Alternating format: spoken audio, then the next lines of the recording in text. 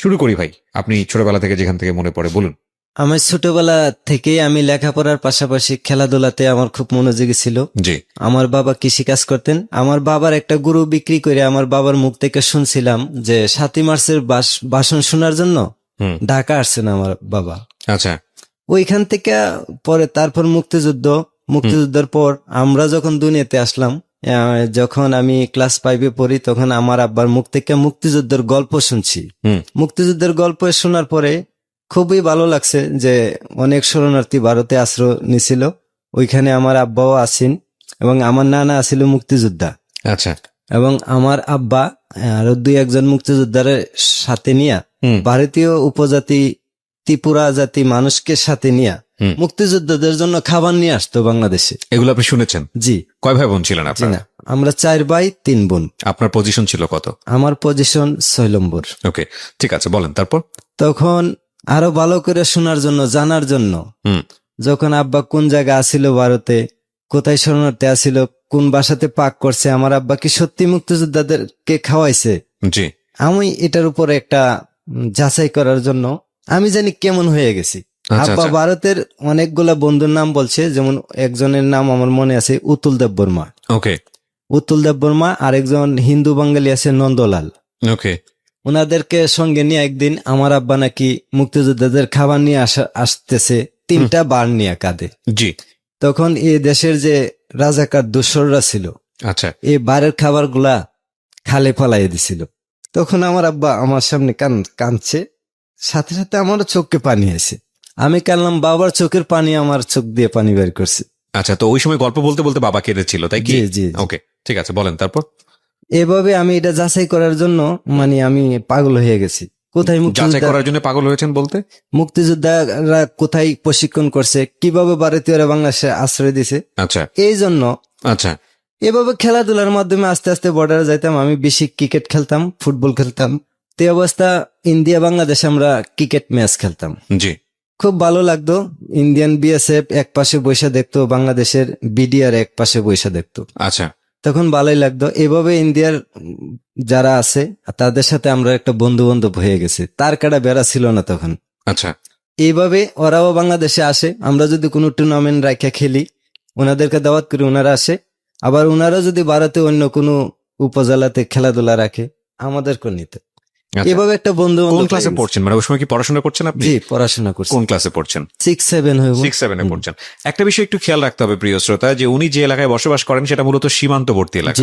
আচ্ছা, সীমান্তটার নাম যদি আরেকবার একটু বলতেন। আমার গ্রামের নাম হরিণখোলা। হরিণখোলাই কি সীমান্তবর্তী? একদম। জি, একদম সীমানা। ভারতীয় গ্রাম আছে ঈশানপুর আর হরিণখোলা পাশাপাশি। জি। তো 2 গ্রামের ছেলেপেলেরা আপনারা খেলাধুলা করতাম। এতে কোনো সমস্যা হতো না? জি না। আচ্ছা, ইন্টারেস্টিং। ইন্ডিয়া প্লাস বাংলাদেশের দর্শকরা মই মুরব্বী বা সীমান্তরক্ষীরা উপভোগ করতো। তাহলে এভাবে আস্তে আস্তে খেলাধুলা ভালো আগাইতেছি। এভাবে আমাকে দাওয়াত করলো একটা টুর্নামেন্ট খেলার জন্য। ওকে। আমি গেলাম, আমার অতিরিক্ত প্লেয়ার হিসেবে বসায় রাখছে। তারপর তখন আমাদের দলের একজন খেলোয়াড় উপস্থিত না থাকার কারণে অতিরিক্ত থেকে আমাকে খেলায় উঠাইছে। আচ্ছা। কোনো বল করতে দেয় নাই। ওকে। আমি পরপর 4টা বললে 4টা 4 মারি। টুর্নামেন্ট শেষ। মানে ভালো খেলতেন আপনি? জি। ওকে। ভালো খেলা দেখাইছি। তখন ইন্ডিয়ার কিছু ছেলে পেলাই আমার নাম ঠিকানা জিজ্ঞাসা করছে। ওকে। তখন আমি আমার নাম ঠিকানা দিলাম। তো বললো আমাকে একটা টুর্নামেন্ট খেলা দেওয়া। আমি বললাম যে কিভাবে, আমি তো বাংলাদেশি নাগরিক, এই পারমিশন নিব কে? কয় এটা না হয় আমি কথা বলবো বিএসএফ এর সাথে। আচ্ছা ঠিক আছে, যদি হয় এরকম হয় তাইলে পারবো, আর নয়তো আমি পারবো না। আমি কিন্তু এত ভয় পাইতাম। আমাদের বাড়ির কাছে একবারে সীমান্তর লগে ভারতীয় পাকা রাস্তা। জি। এখানে বাস, ট্রাক এবং ভারতীয় সৈনিকদের গাড়ি রাতে দিনে 24 ঘন্টায় চলাচল করতো। আচ্ছা। আমি একটা গাড়ি দেখলে অন্তত পক্ষে 100 গজ হলে দৌড়াই বাংলাদেশের ভিতরে আসতাম, এত বই পাইতাম। পরে বই ভাঙ্গাইলো বন্ধু বান্ধবরা খেলাধুলার মাধ্যমে। তখন এইভাবে বন্ধুরা আমারে নিল। নেওয়ার পরে গ্রামের নাম হইলো বজন্তীপুর। ওই গ্রামের পাহাড়ি একটা মাঠের মাঝে আমরা 15 ওভারের একটা খেলা খেললাম। 1 ডেও না, T20ও না। ওকে। এভাবে ভালো খেলা দেখাইছি। দেখাইতে দেখাইতে আস্তে আস্তে একটা বন্ধুত্বের মতো গড়ে উঠতেছে ছেলেদের সাথে। জি। তখন একদিন আমার খাবারের নিমন্ত্রণ জানাইলো। স্মরণ করে একদিন নিমন্ত্রণ রাখলাম, আমিও খাইলাম, তাদেরকেও আমার বাড়িতে এনে খাওয়াইলাম। আচ্ছা। তখনকার তার কাটা বেড়া ছিল না। যে কোনো সময় যাওয়া আসা করা যেত। করা যেত। তখন আমি একদিন আস্তে আস্তে তার সাথে পরিচয় হওয়ার পরে আমি জিজ্ঞাসা করলাম যে উত্তুল দেব বর্মার বাড়ি কোথায়, ও আমার বাবার বন্ধু। আচ্ছা। তখন বলল যে উত্তুল দেব বর্মার বাড়ি হচ্ছে আটকুমুরা গ্রাম। একটা বাইসাইকেলের পিছনে বসে আমার নিয়ে গেছে। তখন দৌড়াই একজন মুরব্বী মহিলা মানে বেরিয়ে আপনি আসলো। ওনার সঙ্গে দেখা করতে গেলেন কেন? ওই যে অতুল দেব বর্মার সঙ্গে? আমার বাবার মুখ থেকে শুনছি, আমার বাবার সঙ্গে হ্যাঁ। কাঁধে ভার দিয়া মুক্তিযোদ্ধার কে খাওয়াইছে। ওনার উতুল দেব বর্মার মা পাক করে দিছে, আর আমার বাবা ওনারে নিয়ে মুক্তিযোদ্ধার খাওয়াইতো। আচ্ছা, তো এই এই জন্য গল্প সত্য কিনা আমি যাচাই করতে গেছি। আচ্ছা আচ্ছা আচ্ছা, ওকে, হ্যাঁ। তখন গিয়া পাইছি আমি উতুল দেব বর্মার বাড়িতে পাই নাই, ওনার মারে পাইছি। যখন আমার বাবার নাম বলছি যে মোহাম্মদ কাশেম আলীর ছেলে আমি, তখন আমার মাথায় হাত দিছে, দিয়া আমার বাবার কথা জিজ্ঞাসা আসেনি বাইছে, আমি কে আছে, কই যে মুক্তি ৭১ দেখছিলাম আর তো দেখি নাই। আমার কথা বইল যে আমিও বেশি দিন বাঁচবো না হয়তো, আমি একটু দেখতাম। তখন এইভাবেই পরিচয় হইল, চিনলাম বাড়ি। একদিন বাড়িতে আসলাম আমি, আইসা খেলাধুলা, স্কুলে না গিয়ে খেলাধুলাত গেছি। বাবা আমার প্রশ্ন করছে কিছুদিন পর পরীক্ষা, তুমি কি শিখছো দেখি। আমি পারি নাই, বাবার প্রশ্ন উত্তর দিতে পারি নাই, খেলাধুলা মনোযোগ ছিল বেশি। আমার আব্বা এদিন আমার কিছু শাসন করছে, তখন শাসন করছে একটু বেশি করে এলেছে। আমি রাগ কইরা ওই যে বাবার বন্ধুর বাড়ি চিন্নাইলাম, ওই বাড়িতে গেছি বেরোনি, যে দেখা করতে গেছিলেন যে অতুল দেব বর্মা। জি, হ্যাঁ। উতুল দেব বর্মার বাড়িতে গেছি, গিয়া কাউকে পাই না। ওনারা আবার কেউ টিচার, কেউ ব্যাংকে চাকরি করে, কেউ ডাক্তার, বাড়িতে কেউ থাকে না। ওই যে বুড়া লোকটা আমি দেখছিলাম, আমার বাবারে দেখার ইচ্ছা পোষণ করছেন, ওই লোকটার বেছে নাই, জি, এর ভিতরে মারা গেছে। কষ্ট পাইছি, এখন কে দেখবে আমার, কে খাওয়াইবে। খেলাধুলার আরেকটা বন্ধু আছিল জালাইবাড়ি গ্রামের, অজিত দেব বর্মা নাম। জি। ওই অজিত দেব বর্মার সাথে দেখা হইল, চল বন্ধু আমার ঘরে। অতুল দেব বর্মার কি হতো এটা? এটা পাশের আরেকটা গ্রাম। অজিতের সাথে আপনার পরিচয়টা কিভাবে ছিল?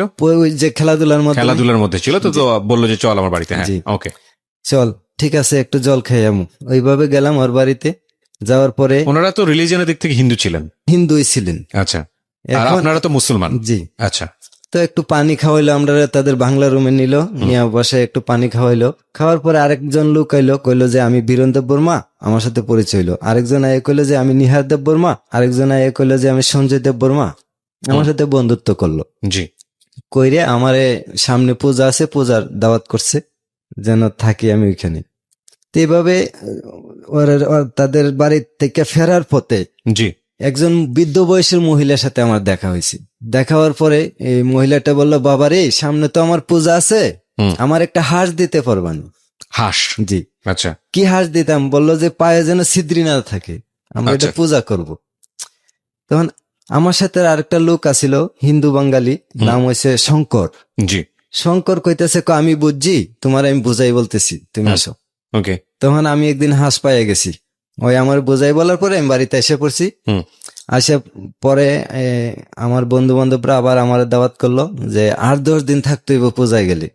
আমি সেই প্রস্তুতি নিয়ে আগে থেকেই বড় বড় তরমুজ লইছি, বাংলাদেশের লাল তরমুজ দেশি। আচ্ছা। দিয়ে আরো ২-৩ জন লইছি বাড়া লোক, আমার সাথে যাইবে তরমুজ নিয়া। জি। কছিলা তাদেরকে নিয়েও আমি ১০ দিন বেড়াই আছি ওইখানে। ১০ দিন ওখানে থাকলে? জি, বন্ধুদের বাড়িতে থাকতে থাকতে এই বাড়ির থেকে ওই বাড়ি, ওই বাড়ি থেকে ওই বাড়ি, আস্তে আস্তে বন্ধু বান্ধব খালি বাড়তেছে। আচ্ছা। আর খুব আদর করতেছে। আর আমাদের যে বাংলাদেশের যারা শরণার্থী হিসেবে আছেন, তাদের খুব প্রশংসা করতেছে, এমুককে চিনো, তমুককে চিনো, যে ফুলমিয়াকে চিনো, আসিমুদ্দিনকে চিনো, অচিনি। ওই সময়টাতে শরণার্থী হিসেবে ছিল ৭১ সময়টাতে? ওনারা তো এখন বুড়া হয়ে গেছে, বয়স হয়ে গেছে। বলতেছে যে ফুলমিয়ার অনেক মহিষা ছিল, চিনো? আমি যে চিনি। তো এইভাবে আমি যখন তাদের সাথে ভালো আচরণ করি, ওনারাও আমার সাথে ভালো আচরণ করে। আমি যদি বলো হই, সবই বলো। আমি এরকম একটা বুঝতে পারছি যে মানুষ দুনিয়ার ভিতরে সবাই বলো, কিন্তু আমি যদি ভালো হই। তখন আমার বাড়ি থেকে জানাইছে ওনারা নাকি মানুষ মেরালা, উপজাতি মানুষ, এরা মুসলিম দেখলে মেরালা, অনেক ধরনের বই বিতি দেখা, কুয়ায় ফালাই দেয়, মা বাপে যেন না যায় এরকম বই দেয়াছে। কিন্তু আমি তো তাদেরকে চিনে আসছি, বিশ্বাস করছি। জি। আপনি গিয়ে দেখলেন পুরোটাই উল্টো, যা বলেছে তার কথা কোনো মিল নাই। তখন ওই হাঁসের ব্যবস্থা হইলো, হাঁস নিয়ে গেলাম। এখন বাবা তুমি যাইবা না, আজকে আমার বাড়িতে থাকবা। আজকে আমার বাড়িতে থাকবা, খাইবা, সকালে তুমি তোমার অন্য বন্ধুর বাড়িতে। আমি যখন হাঁস নিয়ে গেছি তখন ওই মহিলাটা বললো যে বাবারে আজকে আমার বাড়িতে থাকো তুমি। তখন আমি ওনার কথা ঠিক আছে মায়ো, আমি আচ্ছা আপনার কথা রাখলাম, আমি সন্ধ্যার দিকে আসবো খাওয়ার টাইমে। জি। আমি আমার বন্ধু বান্ধব নিয়ে আবার খেলাধুলা মেতে উঠলাম পাহাড়ের উপরে। বিকাল যখন সন্ধ্যা যখন গনায় আসলো তখন বন্ধু বান্ধবের সাথে ওই বাড়িতে চলে আসি আবার। তখন রাত্রে ওনারা আমার খাবার দিল আতপ চালের ভাত, জুম দানের ভাত, আর দিল মাছ। ওকে। হাঁসের মাংস আমি খাই নাই। জুম চাষ মানে পাহাড়ে যেটা হয় আর জি কি। জি, ওকে। হ্যাঁ। খুব ভালো লাগছে, বাদরা একটা সুগন্ধি, এবং তরকারি ছাড়া যদি লবণ মরিচ হয় পেট ভরে ভাত খাওয়া যাবে, মানে এত ভালো লেগেছে এত আপনার? ভালো লাগছে। ওকে। তখন এইভাবে আমি এই রাতটা কাটাইলাম। পরের দিন রাত পয়সে পরে সুন্দর একটা মেয়ে দেখা পাইলাম এই বাড়িতেই, আমার দেখে হাসতেছে। তে আমি ওই মহিলাটার জিগাইলাম যে উনি কে, কয়টা আমার মেয়ে। যে মহিলার জন্য আপনি হাঁস নিয়ে গেছেন। জি। আচ্ছা। খাবারের সময় হইলো সকালে, ওই মেয়েটাই খাবার নিয়ে আসছে। তখন আমরা তিনজনের 3 প্লেট খাবার দিছে, কিন্তু দেখতেছি ওই মেয়েটা তিনজনের ভিতরে আমারই একটু খেয়াল করে অন্য চোখে, যেমন আমার দেখো বলো খুব ভালো করেই করে, খেয়াল আচ্ছা, করে আচ্ছা। আমাকে। আলাদা একটা অ্যাটেনশন দিচ্ছে জি, আপনার দিকে। হ্যাঁ। ওইখানে কোনো বাথরুম ছিল না। আচ্ছা। আমরা এক সময় খুব চিন্তায় পড়ে গেছি, তিনজনে অনেক সময় আলোচনা করছি কি করব, না বলবো তাদেরকে। তখন বললো যে আমাদের এই জালাই বাড়িতে কোনো বাথরুম নাই, আর এটা ত্রিপুরার মানুষ তো বোঝোই জঙ্গলি, নিজেই কয় যে এখনো আদি যুগেই আছে। এবং এটা শুধু ত্রিপুরার মানে ত্রিপুরার প্রতি রেসপেক্ট রেখে আমরা বলছি, এটা ইন্ডিয়ারই একটা বড় সমস্যা। জি, জি। পুরা ইন্ডিয়া জুড়েই একটা বড় সমস্যা। হ্যাঁ বলেন। ত্রিপুরাতে বেশি ছিল তখন। আচ্ছা। তখন বাথরুম নাই, আমার 1 বোতল পানি দিয়ে কইছে ওই জঙ্গলে চলে যা, ওরা তুই করে কথা বলে। তুই হ্যাঁ। কইরা কথা বলে, আর জঙ্গলে যা, যদি জল শর্ট পরে গাছে পাতা আছে, মাটি আছে। ওকে ওকে। বর্তমানে কিন্তু ঘরে ঘরে আছে বর্তমানে, এখন তো চেঞ্জ হয়ে গেছে। এখন মানে খুব ভালো উন্নত। ওকে ওকে। পানির ফিল্টার বাথরুমে খুব, তারা এখন বর্তমানে ত্রিপুরার আগায় আছে। জি।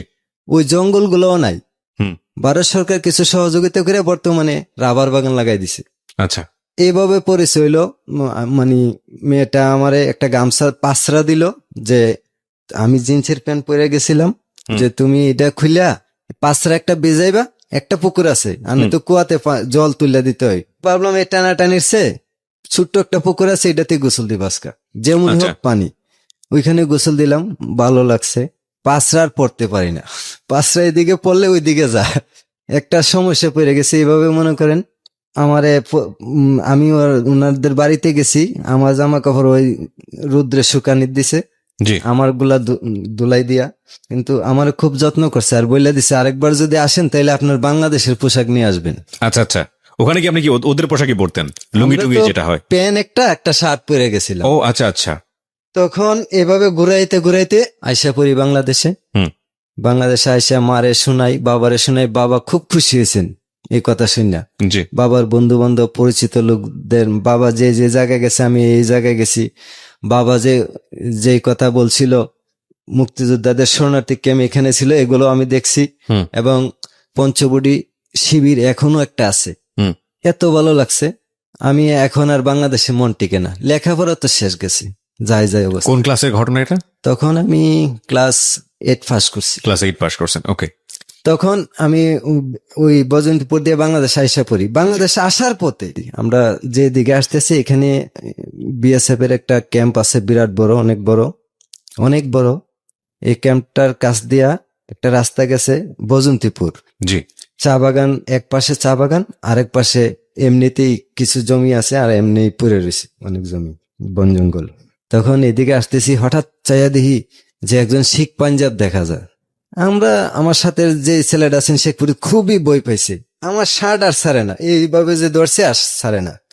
কতটুকু সামনে আসছি, আয়সা দিহি শিখ পাঞ্জাবের মাথা, আমরা দূর থেকে শুধু মাথা দেখছি, অনেক উঁচা লম্বা দাড়িওয়ালা। আরেকটা লোকের মাথা দেখা যায় আরো 5 আঙ্গুল নিচে, ওনাতে 5 আঙ্গুল ছোট, আর কিছু দেখা যায় না। কতটুকু সামনে আগাইছে দিই 12-13 জন বিএসএফ সাথে। ওকে।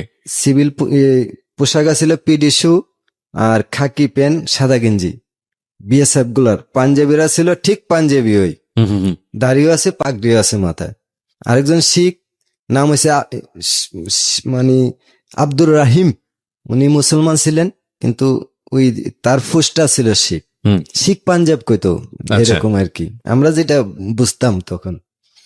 আমরা দেখা সেরা বলতেছি আমরা কিছু না কিছু প্রশ্ন করব, আমরা পোশাক আশাক জুতা বেল্ট দেখলে বাংলাদেশি চিল মারা বুঝে ভালাইব। আচ্ছা। চলো আমরা দক্ষিণ দিকে ফিরে প্রস্রাব করি দাঁড়ায়, দুজন দাঁড়ায় প্রস্রাব করলে বুঝবো যে আমরা ইন্ডিয়ার লোক, আচ্ছা। কারণ আমরা তো বৈশা প্রস্রাব করি। তখন আমরা দাঁড়ায় প্রস্রাব করতে লাগলাম, ওনার আমরা পিছন দিয়ে কাটতে যাইতেছে, আমরা পার হয়ে গেছে গা। তখন কৃষ্ণা কয়ে একটা ছেলে আছে, গুরু টুরু রাখতো, ভারতীয় হিন্দু বাঙালি, ওই কইতেছে দোষ জাগা জাগা, আমি কিছু কমো না, তোরা জাগা। আমরা প্রস্রাব করে শেষ করতে পারছি না, 10-12 সামনে গিয়ে বলে দিছে দুইটা বাঙালি, বাংলাদেশ থেকে এসে শেখ। আর দিছে আমরা দৌড়ানি, আমরাও দিলাম দৌড়। দুরান্তি দিছে কিছু একটা জিজ্ঞাসা করলো, আমরা আসলে কিছু করতো না ওনারা, হুম। কিছুই করতো না বাঙালিরে। মানে এরকম একটা সম্পর্ক ছিল। জি জি, আপনি যেই সময়ের গল্প বলছেন এটা কত সালের গল্প? এটা 1996। 96 দিকে। আচ্ছা। তখন আমরা এদিকে পার হইয়া পড়ছি দৌড়াইয়া, আমার সাথে যে বন্ধু ছেলেটা বাড়ি তো আইসা বসবে না, ধরে নিয়ে যাবে, এরকম ভয় পেয়েছি। আচ্ছা, এরকম একটা ভয় পেয়েছে সে। জি। হ্যাঁ। তারপর আস্তে আস্তে আমরা বস আমার বোনের বাড়িতে আসলাম, একই গ্রাম, পাশের বাড়ি। বোনের বাড়ি থেকে যাওয়ার পরে বনে বাজলো খই, ধান দিয়ে খই বাজছে। খই বাজার পরে কি আমরা ধান বাচ্চা খামু, এটার একটা বাসা লাগে, কিন্তু আমরা না বাচ্চা আপরে খাইতেছি, দৌড়াইছি যে বেশি। পরে বইনে কইলো আজ পর্যন্ত এই অঞ্চলের কোনো রেকর্ড নাই, একটাই রেকর্ড আছে যে এখানে আমাদের বিডিআর ক্যাম্পের প্লাগটা উড়ে এখানে একটা লাশ আছে। যেমন কইলো যে একজন লোক তারাবি নামাজ পড়া টুপি খুইলা সাচ্ছি ভরা কোরআন শরীফ মুখস্থ ছিল, খালি শুইতে গেছিল, দরজা বরাবর ব্রাশ ফায়ার করে মেরে দিছে, যে এখানে সে লাশটা পড়ছে এখানে প্লাগটা উড়ে আর বিডিআর ক্যাম্প হইছে। এটা আপনাদের মানে লোক কথা, ওইখানকার লোক প্রচলিত আছে। হ্যাঁ, বাস্তব, এটা সত্য ঘটনা। আচ্ছা। একজন খারাপ লোক মারতে আইয়া ভালো লোক মেরে গেছিল। ও যাক, এদিকে যাবো না। তারপর বাড়িতে এসে পড়ি, আমার তো আর ভালো লাগে না। আমি যে আদর পাইছি ইন্ডিয়াতে, ত্রিপুরারা, হিন্দু বাঙালিরা বা লেবাররা যে আদর করছে, আমি তারার সাথে ভাষা এবং মিল্লা চলে আসতে পারছি, আমার খুবই ভালো লাগছে। এরকমটা বাংলাদেশ তখন ছিল না। আর আমার ভালো লাগতো না লেখাপড়া, মা বাপ যতই আমার পড়ার টেবিলে বসাইতো, আমার চৌকে কিন্তু ওইগুলোই বাসতো। এই কি আদর যত্ন। দেখলাম পাহাড় পর্বত, কি সুন্দর মনোরম পরিবেশ, মানে কেউ কাউরে লাগালাগি নাই, গরু বাছুর পালাপালি নাই, ছেড়ে রাখছে, দমছে খাইতেছে, বাচ্চা দিতেছে খাইতেছে, ডাক দিলে বাড়িতে এসে পড়ে গরু, দুধ দেয়। এইভাবে বেশি দুধ দিয়ে খাইছি, দুধ বেশি মরিচ। মানে ওরা তো সবাই ত্রিপুরা ছিল না, জি। ওদেরকে কি বলা হতো? মানে আমাদের যেমন বাঙালি বলে, ওদেরকে কি বলে? বলে দেববর্মা। দেববর্মা বলে। জি। আচ্ছা আচ্ছা, ঠিক আছে। তখন আবার আমি ওইখানে যাই। যেই ভদ্রমহিলা বা সে সময় তো আসলে কিশোরী বলবো, জি যার বাড়িতে আপনি এই হাঁস দিলেন জি, ওদের পূজা সম্পন্ন করার জন্য, ওনার নাম কি ছিল? তখন শান্তনা দেববর্মা। আর ওনার মেয়ে যে যিনি আপনাকে একটু অন্য চোখে দেখতেছিল, তার নাম কি ছিল? তার নাম ছিল সোনুমালা দেববর্মা। সোনুমালা দেববর্মা। জি। ওকে, অদ্ভুত একটা স্টোরির দিকে আগাচ্ছি আমরা, একটু মনোযোগ দিয়ে শুনবেন কারণ আমরা ব্যাকগ্রাউন্ডে আছি। দুইটা এনভায়রনমেন্ট আলাদা, দুইটা কালচার আলাদা, এবং সম্পর্কটা কোন দিকে যাচ্ছে উই ডোন্ট নো, বাট কিছু একটা ঘটবে যেটা আনথিঙ্কেবল। বলুন তারপর। তখন আমি আবার পড়ার টেবিলে মন বসে না, আমি আবার কাপড় চাপড় গুছাইতেছি, যে এবার ভালো করে বলছিল যে কাপড় নেওয়ার মানে জন্য। বিএসএফ এর ভয় থাকার পরেও আপনি যেভাবেই হোক না কেন কাপড় চোপড় নিয়ে আবার যাবেন আস্তে ওখানে। আস্তে বিএসএফ এর বইটা আমার কাইটে উঠতেছে, হুম। আর আমি ভালো করে আমার কাপড় লইছি, আমার বড় ভাইয়ের কাপড় লইছি, ব্যাগটা টাস করে বাঁধছি, বাইন্দা ওই আবার রওনা দিলাম ওইদিকে একা। যাইতে যাইতে যাইতে যাইতে কিছুক্ষণ ভিতরে গেলাম, একটা ডিপ কল আছে ভারতে, 16-17টা মুখ দিয়ে একবারে পানি আসে, হুম। এখান থেকে পানি খেলাম, মিষ্টি পানি। পানি খাওয়ার পরে সুমন কই একজন হিন্দু বাঙালি আছে, সে আমার ব্যাগটারে আম গাছটা টিলায় নিয়ে তুলে দিয়ে আসে। তখন আমি টিলাটা, বাকিটা পাহাড়, একটু মরুভূমির মতো, ঘরবাড়ি নাই। একসময় ছিল ওইখানকার উগ্রবাদীরা আগুন জ্বালায় পুড়ে দিছে, কিভাবে একটা দাঙ্গা হয়ে পুড়ে গেছে আমার সঠিক খেয়াল নাই। আমি এইদিকে হাঁটতে হাঁটতে যাইতে যাইতে একটা পাহাড়ের ভিতরে দেখি একটা এরকম লতা, এভাবে পেঁচাইতে পেঁচাইতে একটা কুরসা গাছ, একটা পিছলাই গাছ, মানে কয়েকটা পাহাড়িয়া গাছ পেঁচাই রাখছে আর কি। হুম। মনে মনে কই যে এই লতাটা তো খুব সুন্দর, আমি যাইতে নিয়ে যাবো, লতাটা নিয়ে যাবো, এরকম লতা বাংলাদেশে নাই। যখন ধরতে গেছি, পট করে চাইদি লতার নিচে একটা মুখ দেখা যায়, একটা জিব্বা বের হয়েছে। এবং লতার কালারের সাথে একদম এক কালার। জি, এটার কালারটা ছিল বেতলত, জালি বেতের মতো সাদা। জি। আমি এরকম দেখি না, আমার কান্না আঙ্গুলের মতো চিকন। আমি একটা অনুমান করছি 6 পেঁচ 3 গাছ নিয়া মানে এটা কি সাপ আসলে, তাই জি, তো? 6 পেজ যদি 6 হাত করে হয় 318 হাত লম্বা। ওরে বাবা, আমার জীবনে এরকম সাপ দেখি নাই। তখন আমি তো বেত মনে করে ধরে লেছিলাম, কিন্তু আমি যদি মাথার জিপটা না দেখতাম নিচে এরকম করে, নিচে পাগড়ির ভিতর দিয়ে নিচে এরকম করে। মাথার নিচে ছিল। জি, ওকে, দেখার পরে আমি আস্তে করে সরে গেছি গে। আমি পড়ছি ইন্নাহু ইয়াকিদু না কাইদা ওয়াকিদু কাইদ, সালামুন আলা নুহিল ফিল আলামিন, সালামুন আলা নুহিল ফিল আলামিন। বই পাইয়া আমি কিছু দুই একটা দোয়া জানতাম। আমার দাদা মক্তব দিয়ে গেছে, আমাদের দাদা দান করে গেছে, এটা বাড়ির একবারে বাড়ির পাশে, যার কারণে এগুলো একটু জানতাম। আচ্ছা। তখন এই বইটা পাইয়া পাইয়া আমি গেছি, আমার উঠছে জ্বর, যাইতে যাইতে জ্বর উঠছে। এক বট গাছ তলে গেলাম, গিয়া খুব রুদ্র, আপনার বাড়ি থেকে ওই ভদ্রমহিলার বাড়ি কতদূর ছিল, প্রায় কত মাইল? 4 কিলোমিটার। 4 কিলোমিটার। এগুলো হেঁটে যেতে হতো? জি, আচ্ছা। পাহাড়ের উপর দিয়া বট গাছ তলে বসলাম, খুব পানি জানে চাইছিল আমার বয়ের সুডে, জ্বরও আইসা পড়ছে শরীরে, কিন্তু পানি না। বট গাছের তলে 15 মিনিট বহার পরে পানির কাজ হয়ে গেছে। বট গাছের ছায়া, এত মিষ্টি ছায়া বট গাছের, হুম। বড় বট গাছের।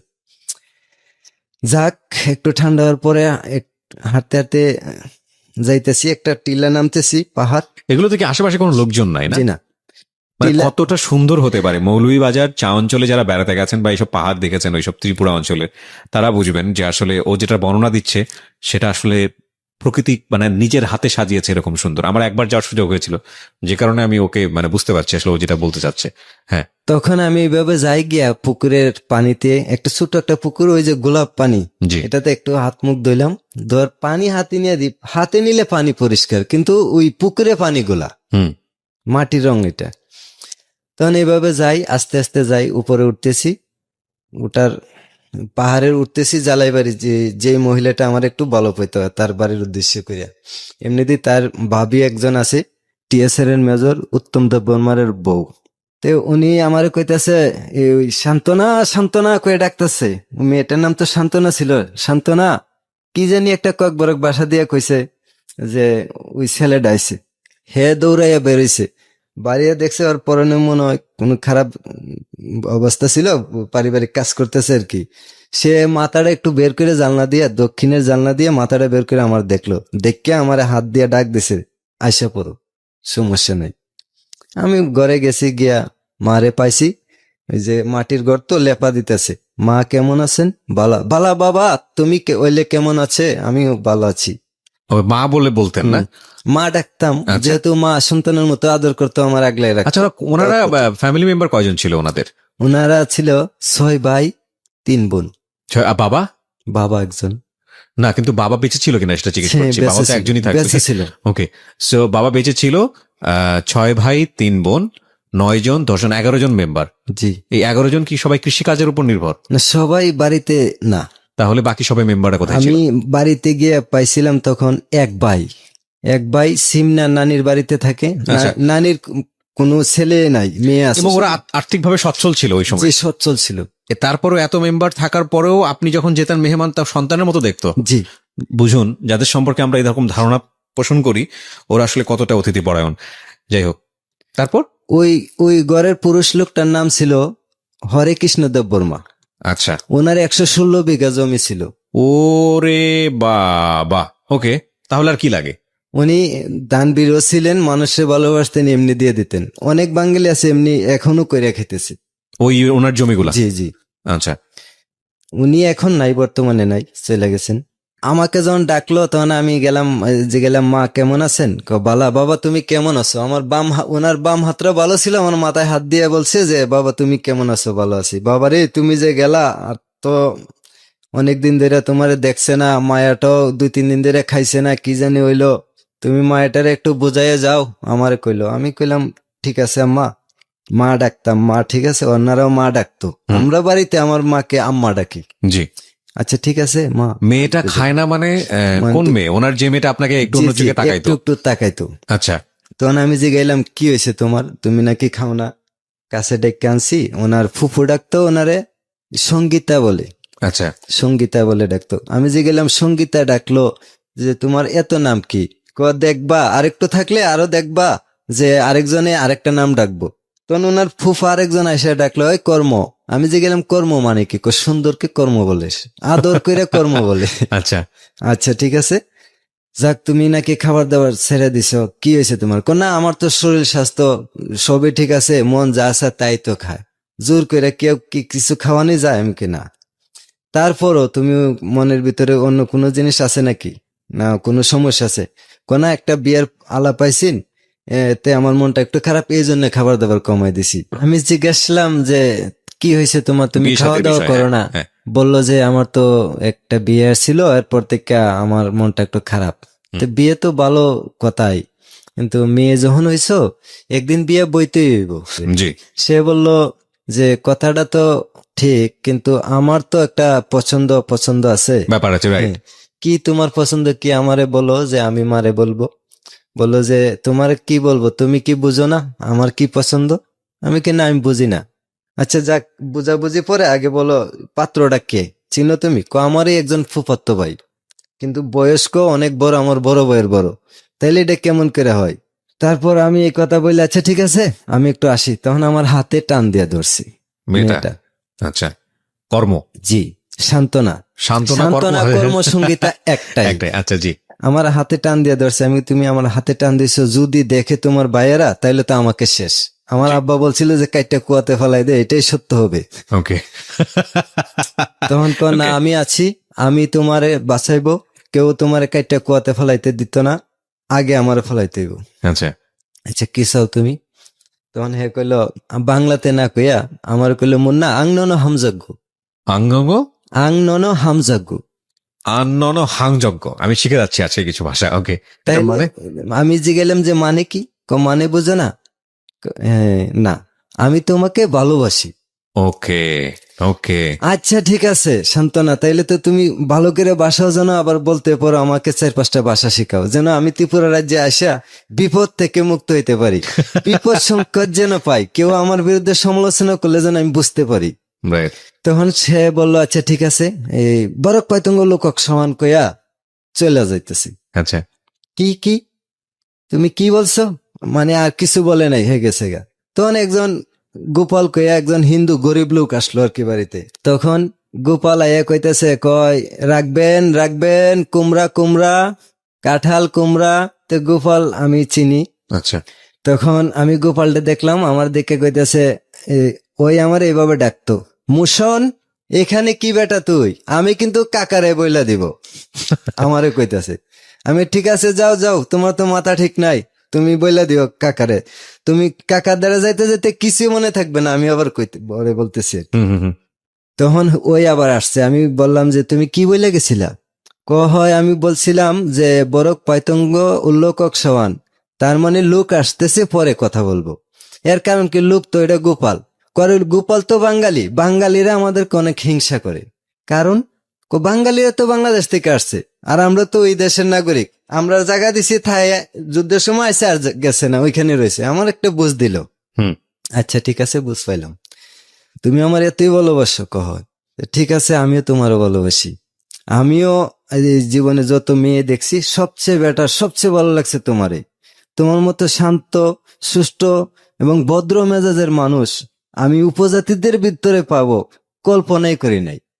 যেমন তোমাকে উপজাতিদের দেবতা বললেই চলে, আমি এভাবে হেরে করছি, কারণ তার ভিতরে আমি কোনোদিন অন্য কোনো জিনিস পাইনি। মানে এটাকে আপনার ভিতর থেকে ভালো লাগাটা ছিল? জি জি, মানে আমার ভিতরও ভালো লাগা ছিল, কিন্তু আমি প্রকাশ করি নাই। আচ্ছা, মানে মেয়েটাকে ভালো লাগতো, কি যেন বলছিলেন, কর্ম, আর আরেকটা নাম যেন কি ছিল? সঙ্গীতা। সঙ্গীতা, সঙ্গীতাকে আপনার ভালো লাগতো? জি। ওকে, তখন আমার ভালো লাগতো তার আচার আচরণ ব্যবহার। আমি মনে মনে একদিন দেখে আমি চিন্তা করছি যে এরকম একটা মানুষের জীবনে আর কি লাগে, হুম, আর কিছুই লাগে না।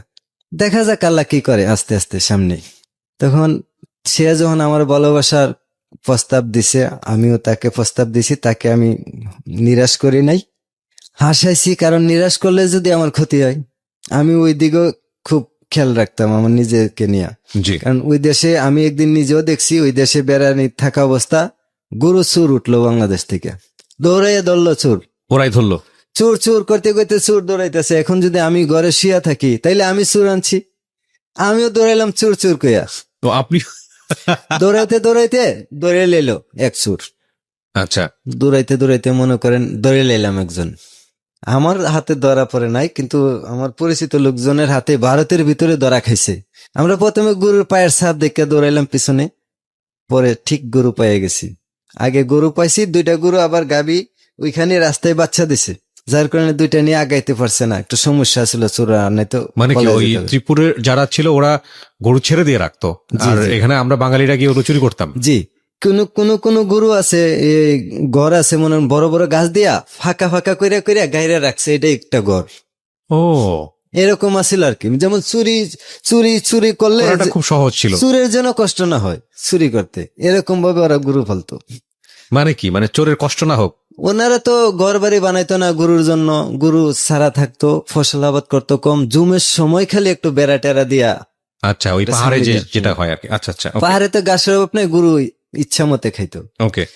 তখন দৌড়াইলো, দৌড়াইয়া ধরলো, ধরার পরে ওই যে এক সুর লুকাইয়া গেছে গা যে গাবি বাচ্চা সহ চুরি করে আজকে নিয়ে যাইব। গরু যখন কষ্ট করে আনছি এত পথ, বাকি পথ নিয়ে যাবো, হুম। এরকম একটা মনোভাব ধরছিল আর কি। লুকাই আসেন। তখন উপজাতিরা এরা খুব চালাক, তারা দেশীয় অস্ত্র তীর ধনুক লইয়া বের দিছে একটা জঙ্গল। বের দেওয়াতে 2টা শিয়াল পাইছে, শিয়াল 2টা মারছে। হুম। শিয়াল 2টা মারছে, মারা একজনের 2জনে কইরা এর মধ্যখানে ঝুলাইয়া বাইন্দা পাও দিয়ে ঝুলাইয়া বস লইয়া যাইতেছে।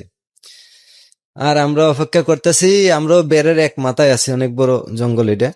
আমাদের কাছে কোনো খবর আসে না। ওই বেড়ের মাঝে আর চিরুনি অভিযানের মতো মনে করেন থাপাই থাপাই পায়ে লিল এক সুর শুয়া রয়েছে। এটার 3-4টা ফাড়া দিছে না গায়ে দিছে, এটা শব্দ করে নাই, যেন না বুঝে আমি আছি।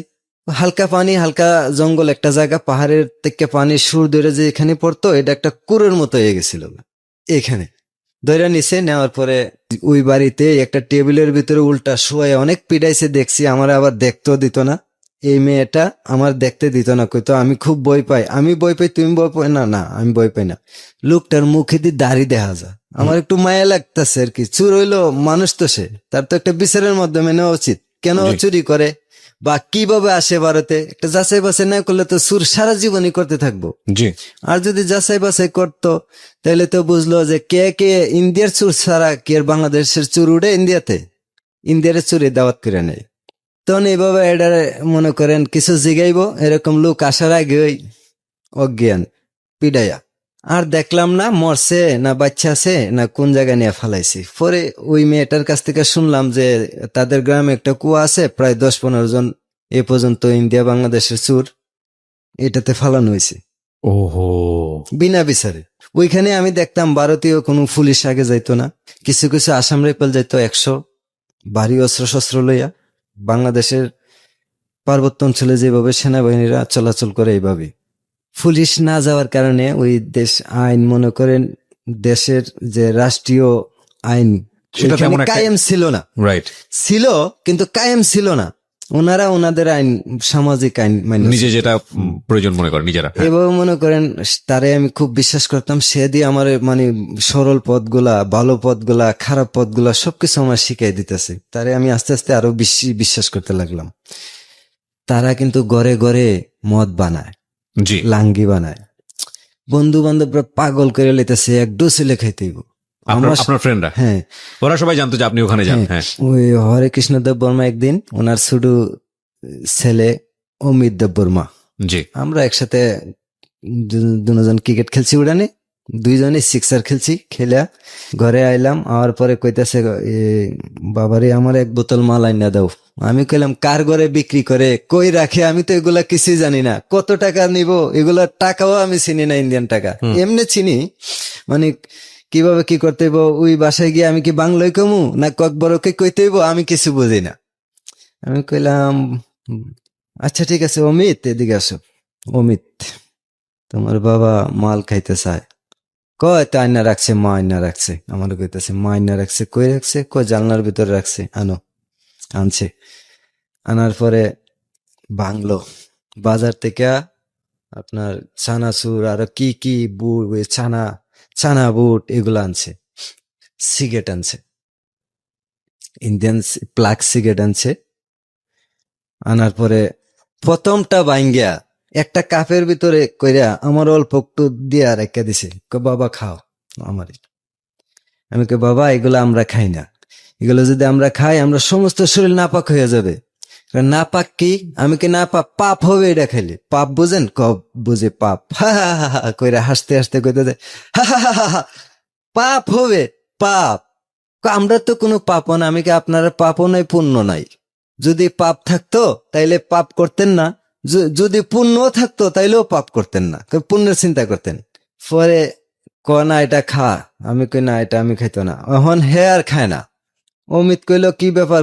আমার হে কইতাছে একটা কাজ করো, তুমি খাও আর নয়তো পিছন দিয়ে ফেলাই দিয়া খাইছি। আচ্ছা ঠিক আছে, বুদ্ধিটা ঠিক আছে। আমি একটু লইয়া পিছন দিয়ে ফেলাই দিয়া কইলাম নেন খাইছি। তখন ঠাস করে আমার একটা কানের ভিতরে দল এইভাবে আমি বুড়া হয়েছি, আমার চক্ষুটা তো বুড়া হয়েছে না। আমি ব্রিটিশ যুদ্ধ করছি, আমি বাংলাদেশের মুক্তিযুদ্ধ করছি, আমি অনেক শাসন করছি, অনেক সম্পত্তির মালিক, আমার অনেক সম্পত্তি মানুষে খাইতেছে কানে দইরা এভাবে, কিন্তু আমি কারো কাছ থেকে কাইরে আনছি না। তুমি মিথ্যা কইছো করে, পাপ আমারে শিখাও। কয় আমি থানা চাকরি করছি, আমার এখনো চাকরি আছে, আমি করি না। তুমি আমারে পাপ পুণ্য শিখাও। আমারে কইতেছে আমাদের ভিতরে পাপ পুণ্য আছে। ওকে, ভেরি গুড। আমাদেরও ধর্ম আছে, আমরাও পাপ পুণ্য বুঝি, কিন্তু এটা আমাদের কালচার। এটা আমার ছেলে টিএসআর এর মেজর বাড়িতে আসলে তো আমি এই মাল দিব, আমার ছেলে আনবো মাল বিদেশি আইনে আমারে দিব, আমি খামো। আমাদের কালচার, আমার বিয়ে শাদী জন্ম মৃত্যু এগুলো ছাড়া হয় না। আচ্ছা আচ্ছা, ঠিক আছে, আমি মান্য নিছি। কারণ ছেলে লেখাপড়া করলো, বিয়ে শাদী পূজা বিভিন্ন অনুষ্ঠানে ছেলেদেরকে কেউ কিছু বলে না, খাও ইচ্ছে মতো খাও চলো, কিন্তু দরবার যেন বাড়িতে না আসে। এভাবে ওই মহিলাটা, ওই মেয়েটা এক চোখ করে তাকায় রইল, আমি নি খাই। মহিলা বলতে এই মেয়েটা সঙ্গীতা, আচ্ছা সঙ্গীতা, হ্যাঁ। আমি নি একটু খাই, এরকম করতে পারে। সে খায় না খায় না খায় না, খুব কষ্ট পরে যে গেলাম কি করতাম, কয় কি করবা, মুখটা দিয়া একটু জিব্বাত লাগাই দাও। আমি একই তো হইলো, মানে আপনি না খাওয়ানো তো উনি খাচ্ছে না, এরকম না, কি? হ্যাঁ খাচ্ছে না, না আপনাকে খাইতে হবে, এটা ওদের কালচার।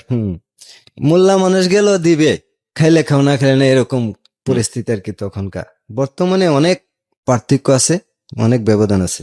তখন কি করব, জিব্বা দিয়া মুখটা দিয়া জিব্বা লাগাইলাম, ছায়া দেখি যতটুকু ভিতরে গেছে পুড়তে পুড়তে পুড়তে পুড়তে ছাই হয়ে যাইতেছে ভিতরে, কোনো কিছুই আমার ভালো লাগে না। এরকম হয়েছে আর কি। হঠাৎ জীবনের প্রথম বিড়ি সিগারেট কিছু খেতাম না আমি। কি দিল রে, কতটুক পরে দিহি, আমার তো একটু কম, অল্প একবারেই খালি একটু দিছিলাম, কথা খালি রাখছি, দিহি এটার ভিতরে একটা কিরকম কিরকম আছে, একটু ইন্টারেস্ট, একটু মজা আছে, এরকম বোঝা যাইতেছে, কিন্তু আমার খুব খারাপ। আমি একটু পরে বমি করে দিই।